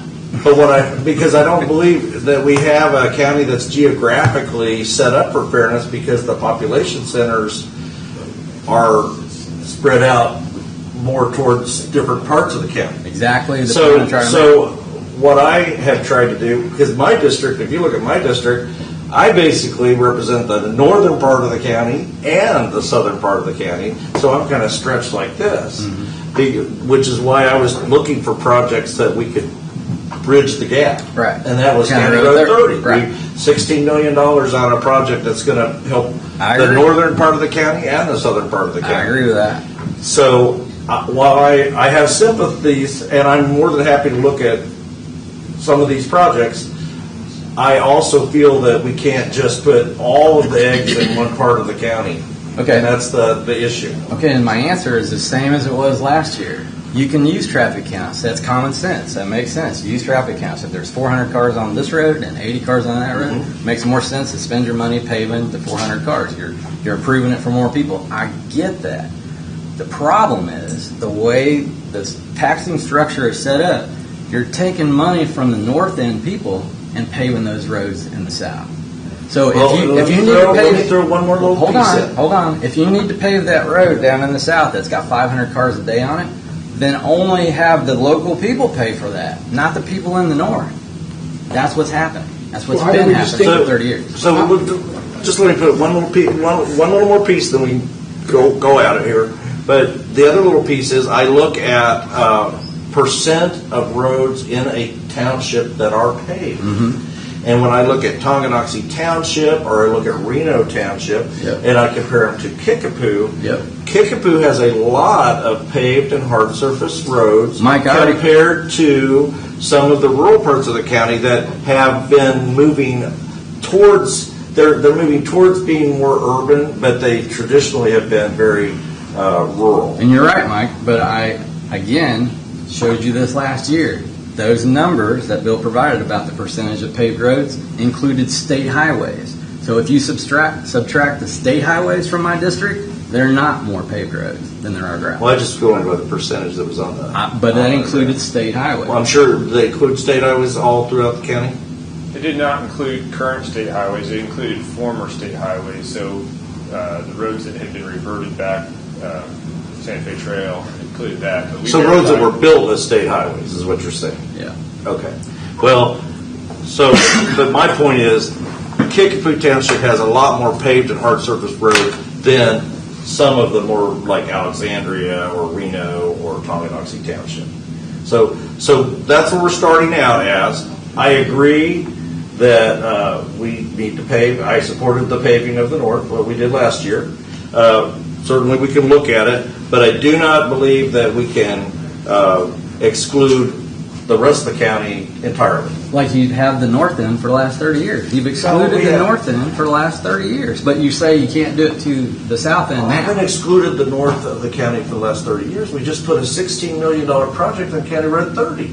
That's not gravel roads in the north end of the county. Well, that is tying in the north end of the county. I understand what you're saying, but that's not the same thing. Well, so just because it's not far enough north. But take what you just said. What you just said is, well, I understand we need to look at the north, but we can't ignore the south. You have ignored the north for 30 years. Exactly what you're just saying. But what I'm saying is we're not ignoring the north when we just funded the County Road 30 project for $16 million. Draw that on there, and then will that make it even? It won't. This isn't like a fairness issue. This is an issue of where the county's growing. Okay, but this is the cost of what we've spent in each district for the last 30 years. On my district, we spent $6 million. In District 2, we spent 2 or 3 times that, $15 million almost. In District 3, we spent 5 times what you spent in my district. Almost $30 million. $6 million in my district, $30 million in District 3. $11 million in District 2, twice as much as me. And in District 4, 4 times as much. $22 million in District 4 to $6 million in District 1. I don't know how you can look at any of the stuff I just presented and not understand what is going on here. I don't get it. Well, what's the population of Easton Township? Easton Township, 600. I mean, what we have to look at is to be fair to the entire county as far as population.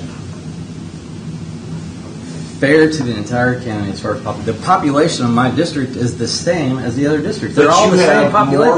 What are you talking about? You have more hard surface roads in Kickapoo currently than a lot of the other townships have. Are you talking about population? Or no, I'm talking about the hard surface roads in Kickapoo Township. Mm-hmm. You have more of them than we have in the southern part of the county already. That is not true, Mike. That's not true. That's the percent we got from Bill. That is not true.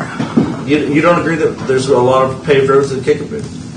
I know what the numbers are, Mike. Yeah. It's not the same as what you're saying. There's not more paved roads in Kickapoo Township than there are in your district. So I don't think we're going to go anywhere here, but I just wanted to, this is the foundation for the discussion and Commissioner Dunn.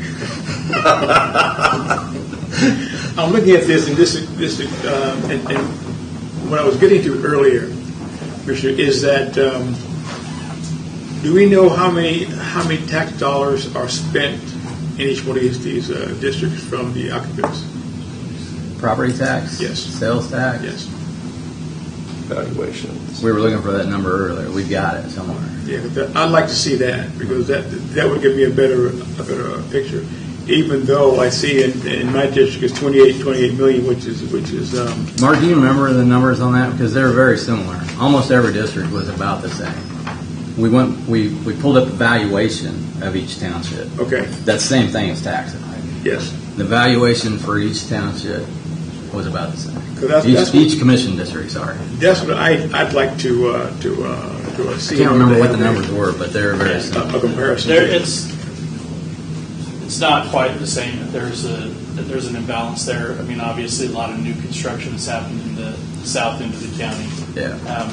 But what like District 1 picks up, like you mentioned, the north side, Leavenworth.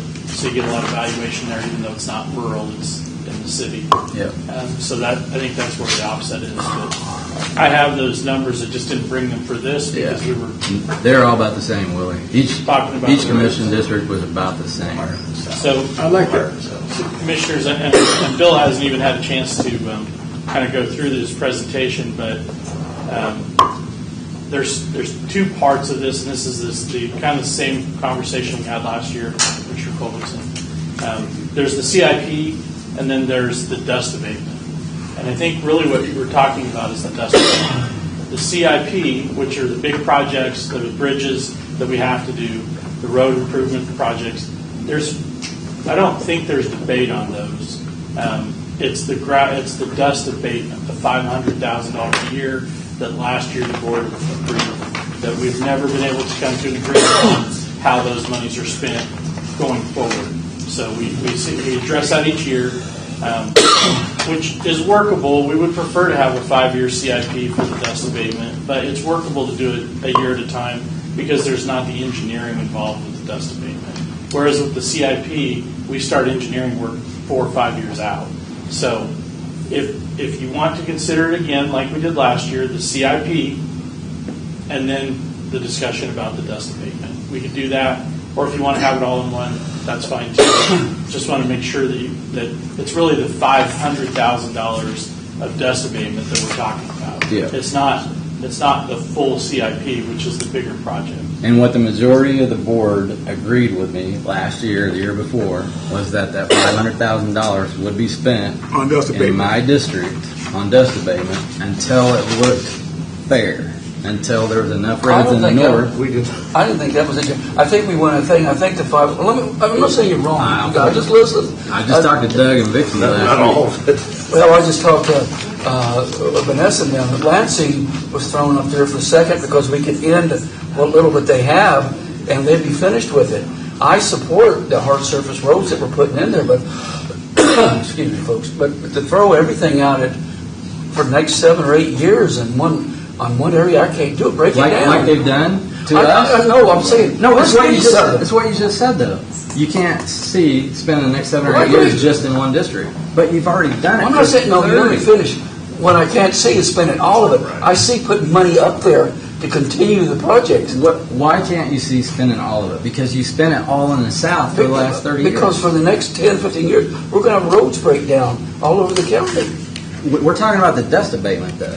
We're just talking about the dust abatement, paving gravel road. Dust abatement. And why wouldn't you want to? Why wouldn't you want to do that? What? The dust abatement. That's what I'm saying. But why wouldn't you want to do that in Lansing? Because we need to catch the north up to look like the rest of the county. That's what I'm saying about the hard roads. Why can't we split and share some of the stuff? We're getting ready to. I think we're getting ready to put some hard surface roads up there. And that's what I'm saying to do. This next 5 years for $500,000. But why can't you give somewhere? Lansing was talked about. Why can't you give Lansing the dust abatement? Gentlemen, can I ask just a question for Jeff? What are you proposing on the CIP specifically that would make you satisfied? The $500,000 dust abatement that you've got in there for each year needs to be spent in the north end of the county for at least 7 or 8 roads until it's even with the rest of the county. And we can only obligate the county for 1 year. We're going to have a new board on here next year. I know that. For this coming year, I want a specific number of what you want us to do. The $500,000 for a road in my district.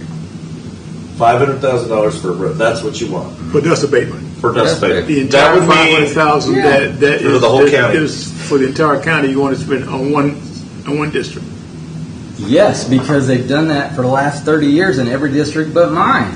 We're not going to recover it all in 1 year, though. No, you're only. Well, I mean, you're asking us to recover. Let me ask one. No, I'm saying this year do one road, next year do one road, next year do one road. Guys, I always count on staff to let me know. Bill, Mark, somebody tell me what your recommendation is. This is getting nowhere. Yeah. Go ahead, Bill, with your report. Go ahead, Bill. I'd like to give the report about the entire city. And then we'll ask you. Because it's clearly a contentious issue, and we have a $93 million We're going to take a break. Okay, we have had a request for a 10-minute break. 5-minute break. So Never mind, Bill. It's fine. Sit quiet. We will see you back here at 5 till. Forever. I don't think they have to sit. Bill, they're going to do the quarterly reports first. Okay, we're going to call everybody back into order. Hello. We're going to change the order up. Bill, you can take a little break. And we're going to do reverse order on the guests, and I'm going to invite the LCDC and Port Authority folks.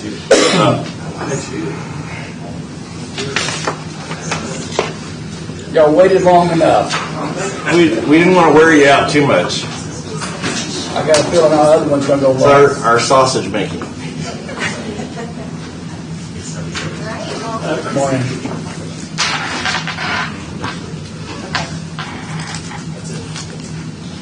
All right, thank you. Thank you for having us today. In your packets, you have my report for the quarter. So I won't read all of it. I just want to go over a couple of things that highlighted. First quarter 2026 has been a very active and productive period for project activity. We've had 16 leads that have come in, and of those we've submitted sites for 12, and of those 12 we've submitted several sites for several of those. So it's been, like I said, very active. And for the remaining 4 projects for which we did not submit, we just didn't have suitable properties. Many of them multiple wanted existing facilities that we just don't have. And then also one needed a rail serve site, which we don't have, so we just weren't able to. So currently, the capital investment for these projects ranged between a few thousand and over $1 billion. The job creation ranged as little as 1 all the way to 180 new positions. And we've got 20 working projects that are in various stages of development. And then also one that we're really excited about, Project Mission. This is a Texas company that's looking at a site in the Gary Carlson Business Center. This is a public information, so I can share that they are a Texas organization that does installation and removal of equipment for the corrugated box industry. Kind of a niche industry, but it's very in high demand since we use a lot of corrugated boxes. And those companies tend to upgrade their machines quite often. So it would help this company to have a Kansas City location to better serve their clients in Chicago, Kansas City, St. Louis, and some of Oklahoma. And so right now they are at the title company, all the paperwork is being worked through. We're waiting on a closing date. They're talking to the builder, so we're excited about that. This is this 25,000 square foot facility and 55 new jobs. Many of them will be hired directly from high schools, so that was an interesting piece for them. And so that's the other thing. The Port Authority, they have, to protect the taxpayers, they have included in their development their contracts, their sale of contracts, that they have clawbacks for any time these businesses just aren't going to be able to do what they said they were going to do. For instance, build a building within a certain amount of time period. So Port Authority's got a couple of those that they're working on. And I think, other than that, unless you have questions, that's my report for today. I like the callbacks that y'all put in. When the callbacks, when people bring back, I think it's a smart way to do it, because every once in a while they just don't come through, and you have to, so appreciate it. So Commissioner Dove, questions? No, nothing right now. Mr. Smith? Doing a good job, folks. I don't have any questions for you. Okay, I have a couple questions. Surprise, surprise. Questions are always good. I was in school, and they always said there's no bad questions. We're about to see. There's no questions that are bad. And I noted in the annual report of the LCDC that you're working on or have worked on or have reviewed 4 data center projects. Is that correct? I'm sure it is. If we put it in there, yes. I don't have the report right in front of me, but yes. Okay. So do we know where any of those stand in the process? I do not. I'd have to go back and look at those specific. I keep notes on those as they progress, as we get updates. Sometimes I will go back and ask about that, but many times we just don't get the information. The project will either fizzle out for whatever reason or go somewhere else. Are those 4 active, or are those 4 have some of them fizzled out? Of the active ones, I know of one that is active. And that's the Tonganoxie one, correct? Yes. Oh, And did you guys work on the Tonganoxie one? So we did not, we were not included in that. What I've understood from my colleagues in the area and throughout the nation is, and learning from site selectors, that data centers are generally, because their need for power is so high, they are bypassing all economic development organizations and going straight to the power companies. And so we did not get brought in. Also, this property is a private owned property, and we generally are, really marketing a lot of those publicly held properties like the Leavenworth Business and Technology Park and the Tonganoxie Business Park. So we were not involved in that until very, very recently. Evergy did call and give me an update on that. Of course, we've also came to the work session here and listened to what they had to say. So you're involved in that project now? Very little. Just, I think what we're going to be able to provide is assistance, connections to the business community. That's really what we're going to be able to do. And what would that be? So if they want to come and meet some of the, if they want to become investors, they can meet some of the business community, talk with them at different events. So just kind of like networking, yes, type thing. So this, I had a constituent that said that they. This is something they mentioned. I think it's interesting, but they said the BOCC has just now begun to publicly discuss data centers, and they are not on the table as uses in the table of uses for the county. We don't even have data centers on the table of uses. Their zoning placement has not been considered, and it is common for is it common for the LCDC to promote Leavenworth County to companies with products that have not yet been vetted as appropriate in the county? So, meaning that we don't have any regulations in place right now. How would you guys go about promoting them coming into the county if you did? Right off the bat, I would say my job is not to decide whether a project is a good fit or not. My job is to bring the projects to you. My job's to connect those projects with the governing bodies. So, but if you were making a connection with a company, and Brian, feel free to jump in if you want, but if you're making a connection with a company, would you inform them and say, hey, right now there's no regulations in effect in Leavenworth County and they're looking at that? Or how would you, because this is a really new thing that we're all kind of winging our way through, how would you address that with data center folks?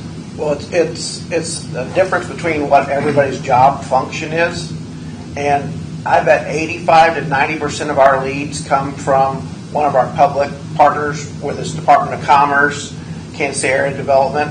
Very, very, very rarely do we actually get a direct contact with a company.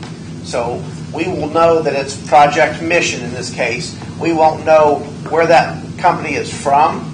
We won't know what industry. We'll get industry basics. They're in a corrugated cardboard industry, but we really won't know until they come and find our property that they like anything about the company. So most of the time, we have no knowledge of the data center company other than Department of Commerce will say, this is a data center company looking for real estate of a certain size. And that's about as much as we get on most projects. It's not specific. We know it's Brian's Data Center or Google. We have zero clue who it is. We just know that there's a project that needs a 100,000 square foot building to manufacture something.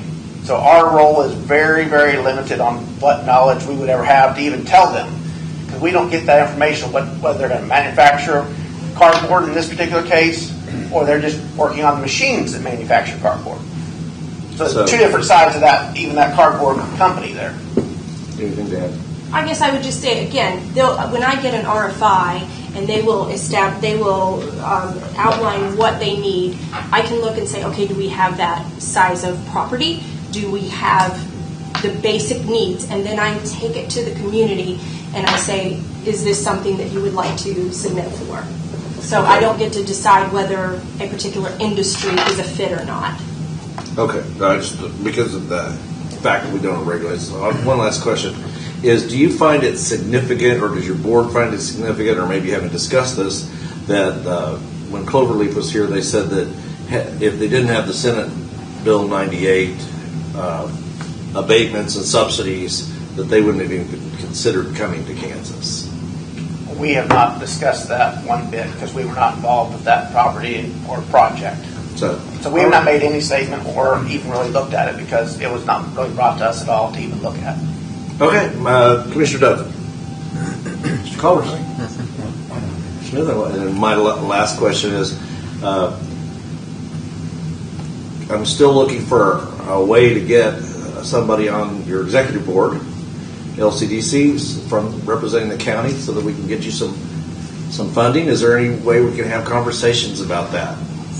We are open to any sort of conversations anybody want to have on any subject. I mean, it doesn't have to be the commissioner. The county commission does appoint representatives to the Port Authority. I mean, and I know some of the counterpoint to that was, a commissioner would be conflicted, then maybe we could have somebody representing the commission on the board. But anyway, wondered if you're open to discussion, because I think we've always been open to discussion, and Commissioner Reed does come to most all of our board meetings. Well, I think we want to get on the same page soon. I've got one other thing. I think we need to figure something out. I've said it for a while. Because if we're going to economic engine, we don't fund indirectly or directly. We're just hurting everybody. So we've got to figure this out, and so we can set up some funding to take care of LCDC. Great. All right. No further questions? Thank you for coming. Thank you, folks. We will now do information systems. Come on down again.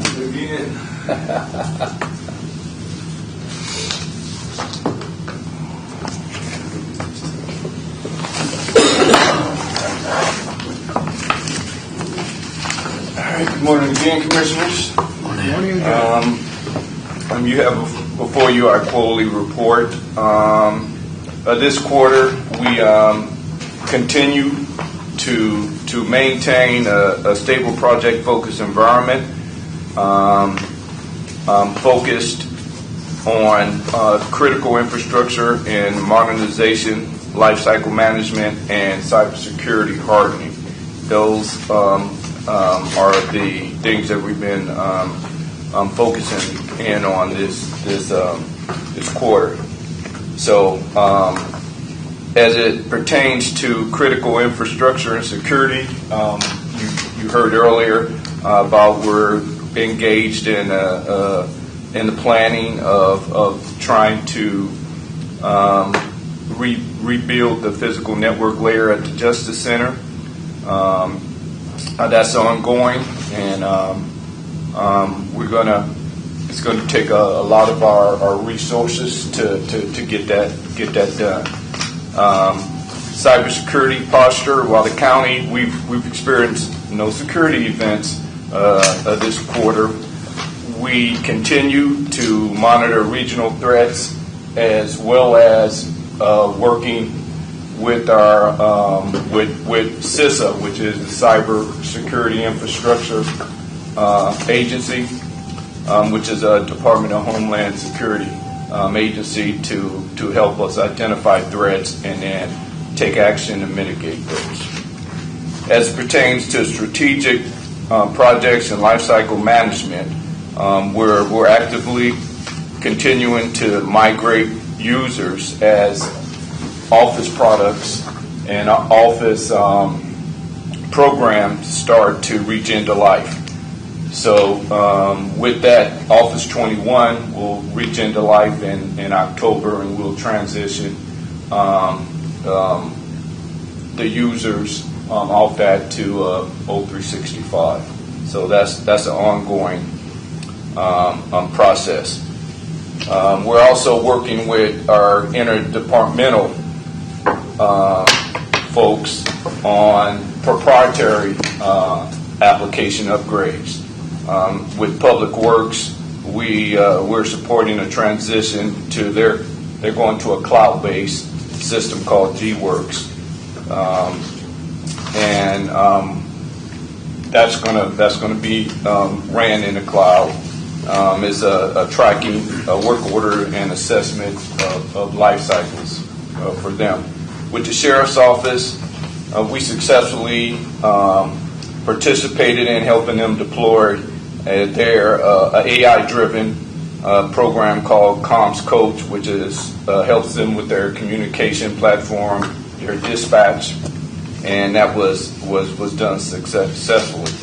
And finally, I want to say that we migrated the EOC from the Sheriff's Office. That's now complete. They've migrated over, it's pretty much complete. Have migrated over from the Sheriff's Office. For my help desk, we had 647 help desk tickets last quarter. For this quarter, we only had 452 help desk tickets, which is a net change of 195. So the percentage went down by 30%. Is there a reason for that? You can think of? Well, we're doing more cybersecurity hardening, no more phishing attempts, less spoofing attempts. We recently implemented a process on our trend micros, which does our that scans some of our devices to scan USB drives. So when a user puts in a USB drive, it automatically scans that USB before it allows it to open on that computer without the user even seeing it. So we're continuing to increase our cybersecurity hardening. It just takes time to get to where we need to be. So the next project is now that we have Tenable, is get that preventive scanning started that can help us stop attacks before they happen. Never ending. Never ending, absolutely, Commissioner. Absolutely. So, subject to your questions, that's all I have. Questions, Commissioner Dove? You want to know? He's very explicit. Answered on it, okay. That's it, thanks. Okay. Solid waste.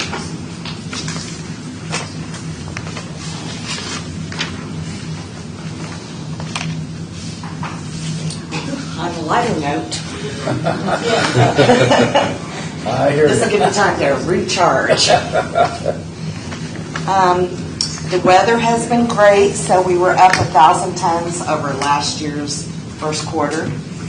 Tire tonnage was up by 5 tons. Our cleanup residence is up 131 and 59 tons. All permits are up to date. Household hazardous waste appointments were up by 62. We have one new hire who is heading into a 60-day training. Otherwise, we're fully staffed. Do we have any equipment? Didn't we have some equipment go down a while back? Or We got our 3 new backhoe leases. Okay. So Okay. the new ones are in, the old ones are out at the county shop. We're just waiting on a lien release. Okay. Thank you. That's about it. Thank you very much, Commissioner Dove. Culberson, any questions? Thank you. That was a joke. Yeah, you got one? I promised you. Okay, go ahead. Oh, Jesus. Let's hear it. What's the difference between in-laws and outlaws? Not much. Outlaws are wanted. You are the number one. That's from my my outbound scale operator. She came Thank up you with very that much. one. Made our day. Have a good day. Thank you. That was really We'll have Mr. Knoll come back on up. Can I just discuss with the commissioner the proposal? Can we? This is just an idea. Have Mr. Knoll give his full presentation. Hold off on any questions to the end. Then he can take off of any questions, and then at the end we then adjourn till next week, till we have a full complement of all commissioners, and then come back to the final consideration of what we're going to do. Is that for the CIP? I know it's for the CIP, but does that pertain to the chairman? That's what I was going to go with. What's your? No, I'm saying about the questions. The questions. Okay. Yeah, I will not ask any questions either. You see the audience, Mike. They all know you. I just right on point. My point is, I think the commissioner. I think this is a big enough issue that I'd like to see Commissioner Reed here. I'm fine with that. Okay. That's fine. I would be more than happy to give my presentation again next week. Well, very good. Maybe abbreviated. Don't abbreviate it. Just give it. Oh, it's going to be longer. And there's going to be way more people here. That's fine. Please stop. We always want to hear from people. All right. And that's true. Well, clearly we have a bit of a hot topic here today with a whole bunch of different viewpoints and ways to look at the five-year CIP. I will say I just went down and printed some information, and it appears that we had 5 different commissioner meetings where information was presented at last year's meeting. So it is a very thought-out process and highly discussed. And it should be. In this year's CIP, we are discussing $93 million worth of capital improvements. That is the largest by far of any CIP that I've presented here in the last 6 years. These projects range from full roadway improvement projects to bridge projects to safety improvement projects and bridge replacements. And so I will give a short summary here. We've taken many approaches to the information that we have presented over the past 5 to 6 years. Myself, working with Mark, we have looked at what is an ideal budget. We have looked at what it is our largest needs. We've looked at safety. We've looked at roadway miles per district. We looked at roadway miles per district after redistricting. We've looked at roadway miles prior to the 5 commissioner districts. At one point last year, we had a 56-page report that we had ran as part of the CIP. And so we have looked at every angle over the past 6 years of distribution of projects, needs, bridge replacements, load ratings, ideal budgets, you name it. I believe we have covered it. So there is a ton of information to pull off of, and I'd be happy to come back with any further information that you guys would like to have looked at in the future.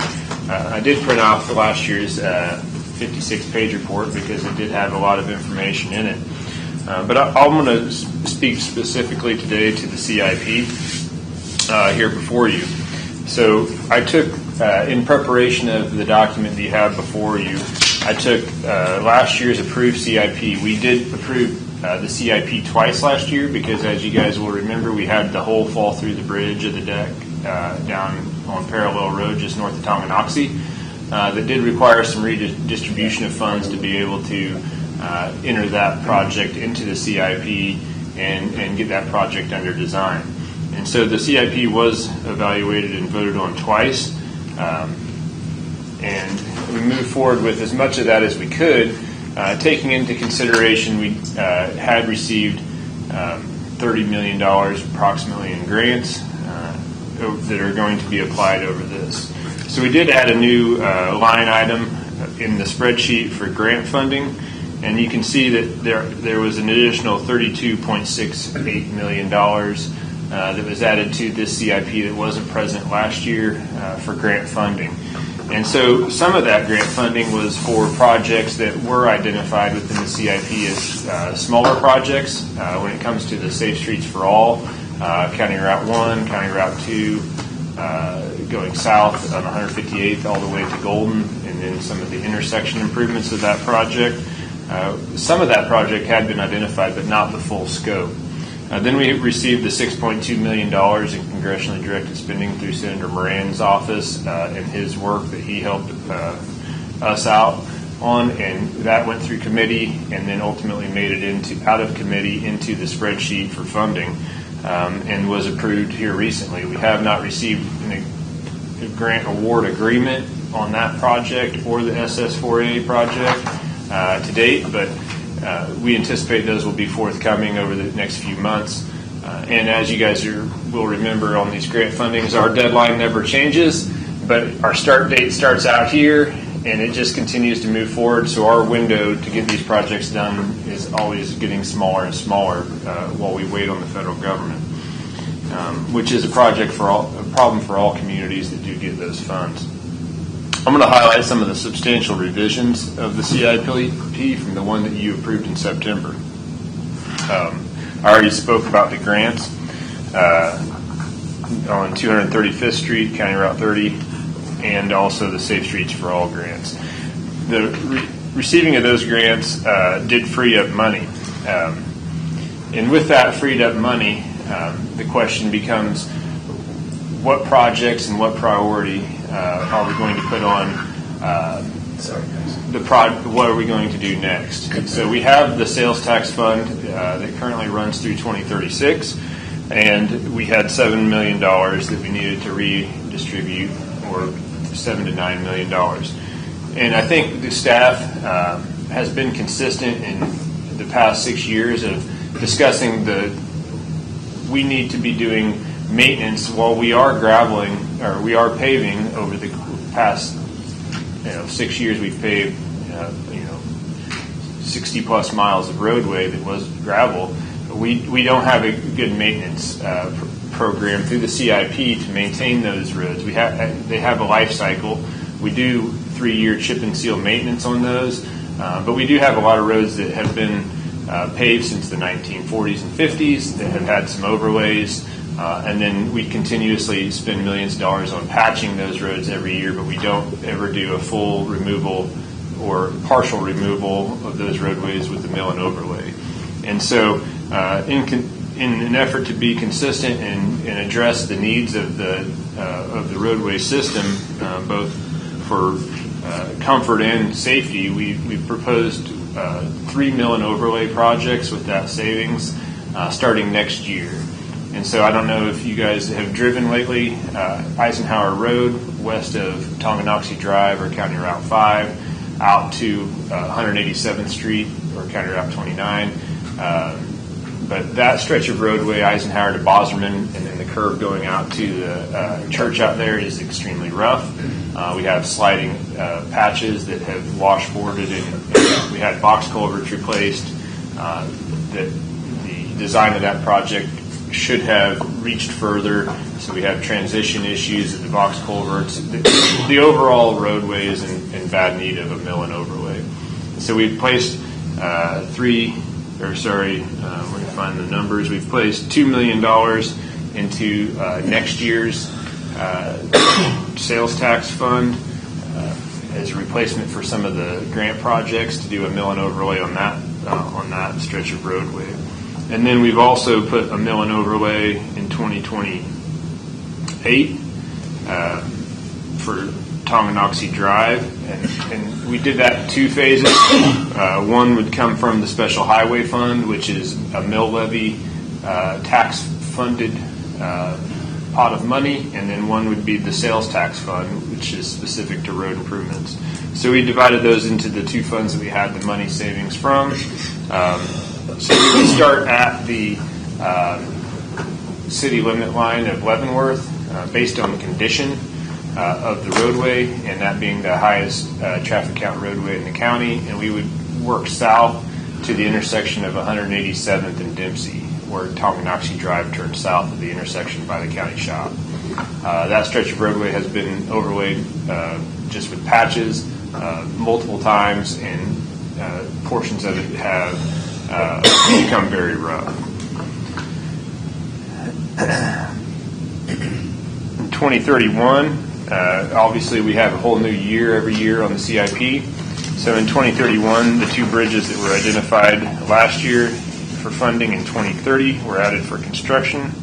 And then lastly, the expenditures as part of project matches that we have that were approved as part of the CIP last year have remained.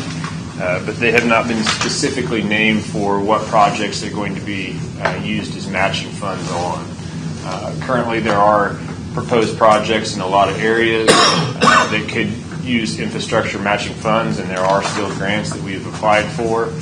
And so we have set aside some money to have for those projects and for grants.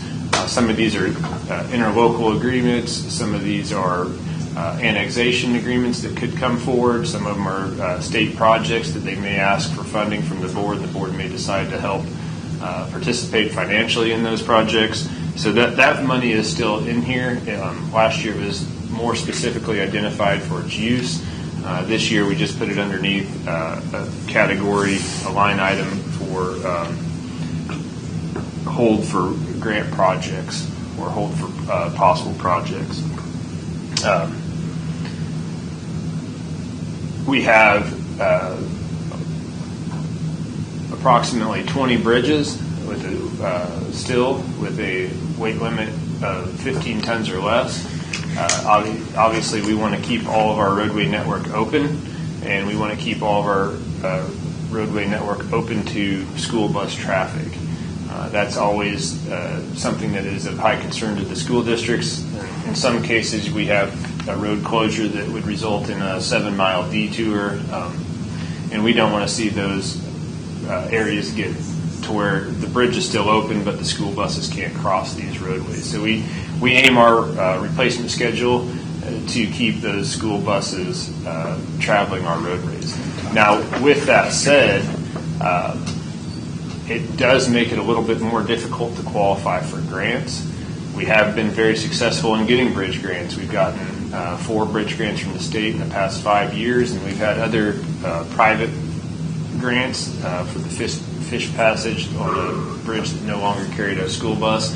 But they look for bridges in poor condition and that are near being forced to be closed.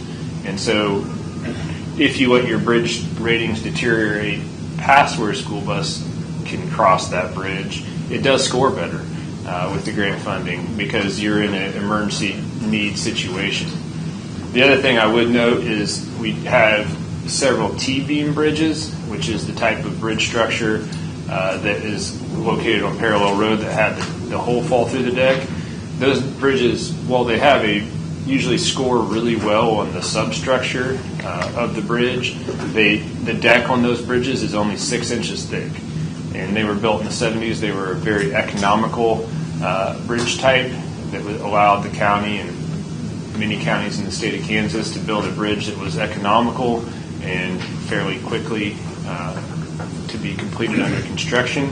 But as you guys know, a 6-inch deck, if you get a 3 or 4 inch pothole and then you have large trucks and traffic on it, once you get past that rebar, which is generally near the center of that 6-inch deck, that bottom 3 inches doesn't have any steel support in it, and so you end up with a hole going through it. And the other important thing that you need to be aware of is those bridges weren't built to have the deck removed and replaced and utilize the existing substructure. And so while they were economical,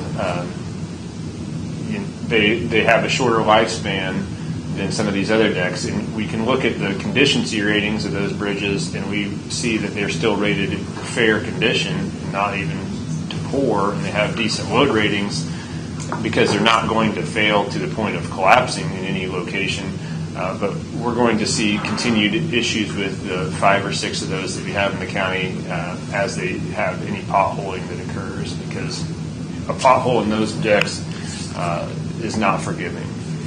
And so we did look at those as part of this CIP, and I'd be happy to stop here before we talk about dust abatements to answer any questions you may have about No questions. the projects. Can't answer any questions. Proceed. Okay. So historically, there's been a bunch of different ways that gravel roads have been determined to be paved in the county. Those have not been consistent, I would say, throughout the entire history in a manner of there was a participatory road program that the Board of County Commissioners had in 2014 and 15 after the passage of the sales tax. That was 100% participation based. a lot of the roads got paved during that program, and that program was based upon the donation of right-of-way, and it had to have 100% participation. And so we have a number of roadways in the county that have high traffic counts and a lot of houses and residents on them that were not paved as part of that program because it only took one or two property owners with concerns about speed or about raising property values and raising taxes by having the road improved. And that whole road wasn't improved. It was eliminated from the program because that program did require 100% participation.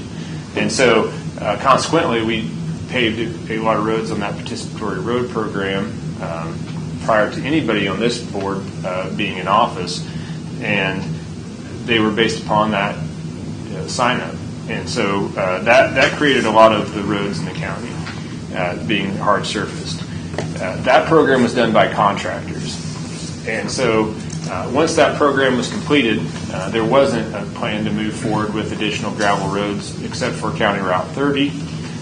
And the Board of County Commissioners took action in 2024 to set aside $500,000 per year with after 2026, which they set aside $750,000 to start a county implemented dust abatement program. Prior to that, the county staff had not actually paved any of the gravel roads since probably 2012, 2013. It had been always done by contractors over the previous decade. But prior to that, the county built a lot of their own roads. And the county had moved away from being a construction, new construction to simply maintenance. That decision to set aside that money and have the county do these improvements put us back into some construction responsibilities. And we'd be happy to continue those. And as a part of the CIP, I wanted to make sure that we have a bit of a discussion because it will be coming back before the board. We had the property owner paid for dust control program that was full every year for the first 5 years that I was responsible for it, and it filled up every year. And so we paved a lot of roads in the county over the past 7 years or 8 years that were paid for by property owners. And this year that program was suspended for 1 year to allow the staff to catch back up on the maintenance. When we have chip and seal maintenance has a much shorter window and higher temperature requirements than asphalt maintenance does, or putting down patches. And so last year, in 2024 or 2025, we completed approximately 6 miles of hard surfacing on gravel roads by county crews. Well, that subsequently put us behind on the chip and seal maintenance because it was a historical year for both the number of miles being paid for by the county and the number of miles being paid for by private landowners who were paving the roads to their house. And so we have that policy that will come back before you in October for your consideration after we've completed the asphalt for this season with a new cost for you to decide whether you want to move forward with that policy in the future or if that program, because it was not eliminated, it was suspended, whether or not you want to have us do that in 2027. And so while we look at this CIP, we have to realize that we have a 750-mile, not exactly, but approximately 750-mile roadway network to maintain, and we have a number of days to do that during the summer months, and we can only get so much maintenance completed with county crews. Currently, in this year's CIP that was voted on by the Board of County Commissioners, we have Seven Sisters and Happy Hollow Road. It will start hopefully April 15th, weather permitting. We will start paving that stretch of roadway in the north part of the county. What the board had done in the past was there was roads proposed in the northern part of the county, And then there was a request for the staff to complete a equal distribution of roadways that would be $500,000 approximately per year over the course of the next 5 years for the board to consider if we broke it down by commissioner district. Staff usually looks at things as the county unit system because we maintain the whole county, and commissioner districts are based on population, not geographic distribution of roadways. But that map was produced last year. From that map, Seven Sisters and Happy Hollow was completed. In 2025, 191st and 187th up to Millwood was completed as directed by the board. What we need this year, because we will start to prep, we replace the culverts, we gravel the roads, we let we fix any of the ditches and drainage issues that we can possibly fix with county crews, and we do prepare the roads for the following year. So whether or not we decide on the entire 5-year improvement program or not here this year, we do have to vote on or have direction of if the $500,000 is going to remain in place in the CIP as it is presented and as the board directed in 2024, and which roads are going to be completed next year. The roads that can be completed, the map is not definitive. I was requested from a staff perspective to try to come up with about $500,000 of road in each commissioner geographic district, which is approximately 2.4 to 2.8 miles per district to get that $500,000 number based upon historical cost of materials only. That doesn't account for man hours. That's material only cost for these dust abatement projects. With that, I'll stop. Okay. And I'll. So I would like to have the commissioners address the question of what information can Bill bring back to you next week to help you make the decision on these items. Mr. Dove. I would like to know what percentage of tax dollars are allocated toward my district and all districts. We're talking about actual dollars here. And I'm looking on this illustration that you've given us, 20 up to year 31. Each one of them has a $500,000 dust abatement. And I want to know how many dollars are being allocated from each district for that. I can answer some of that right now. Well, I'd rather you not. Okay. Don't get them started, Bill. Hold on. I want to get the questions on the table for next week, and then we'll but this is what he wants to know. So you just make sure. Yeah, you're specific to dust abatement projects? Yes. Okay. But that's what the big controversy is about. Is that dust abatement? I like to get it out. Let's take care of it. And we can do that next week. Mr. Culberson, any specifics you'd like him to bring? I think of different than what I already have. Mr. Smith? With all the experts we have in public works and things like that, when it's all said and done, since it's a county, I'd like the recommendation from you on the dust abatement, where you think we should be going with that. Not to put you in the middle, but you're the guy to go to and explain to me why this is the location we should go to. Well, I think that's the CIP that you presented, right? I presented the CIP. I historically have not made a recommendation. If the board wants me to make a recommendation, I'd base it upon maintenance responsibilities. That's what I'm looking at. Does the board want him to make a recommendation next week? Yes. Okay. All right. Go ahead. Did you have anything else? That's enough. Okay. Could you bring us the valuations from each district next week, property valuations, and could you bring us the traffic counts on the major roads that we're talking about, what the traffic counts are?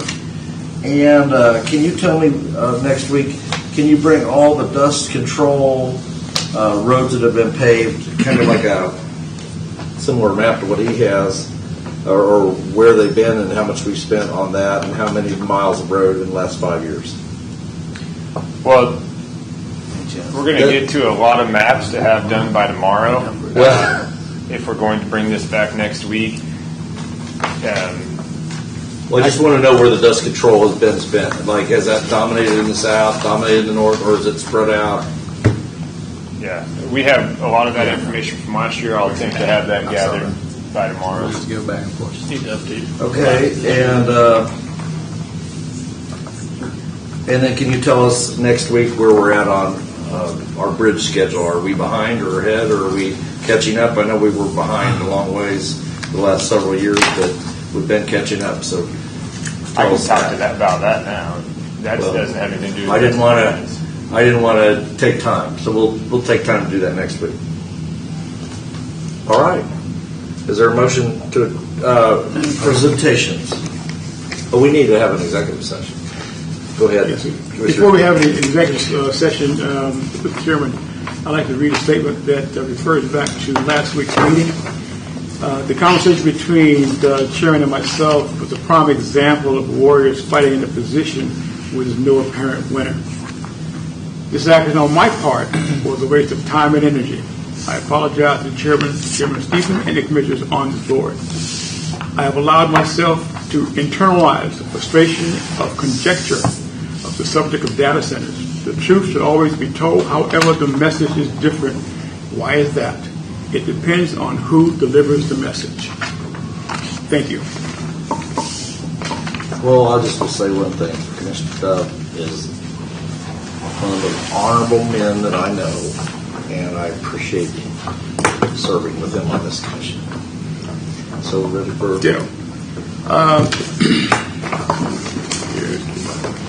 I move the board recess for a closed executive session to consult with attorneys and discuss confidential matters related to contract negotiations and legal interests of the county, which would deem privileged to attorney-client relationship as permitted under the Kansas Open Meetings Act.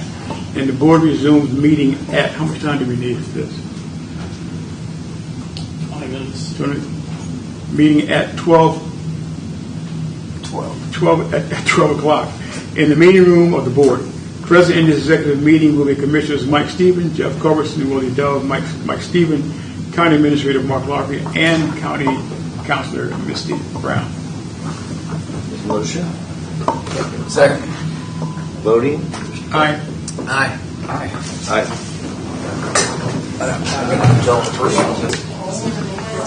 No good. No good. Are we just ready for presentations? Mr. Chairman?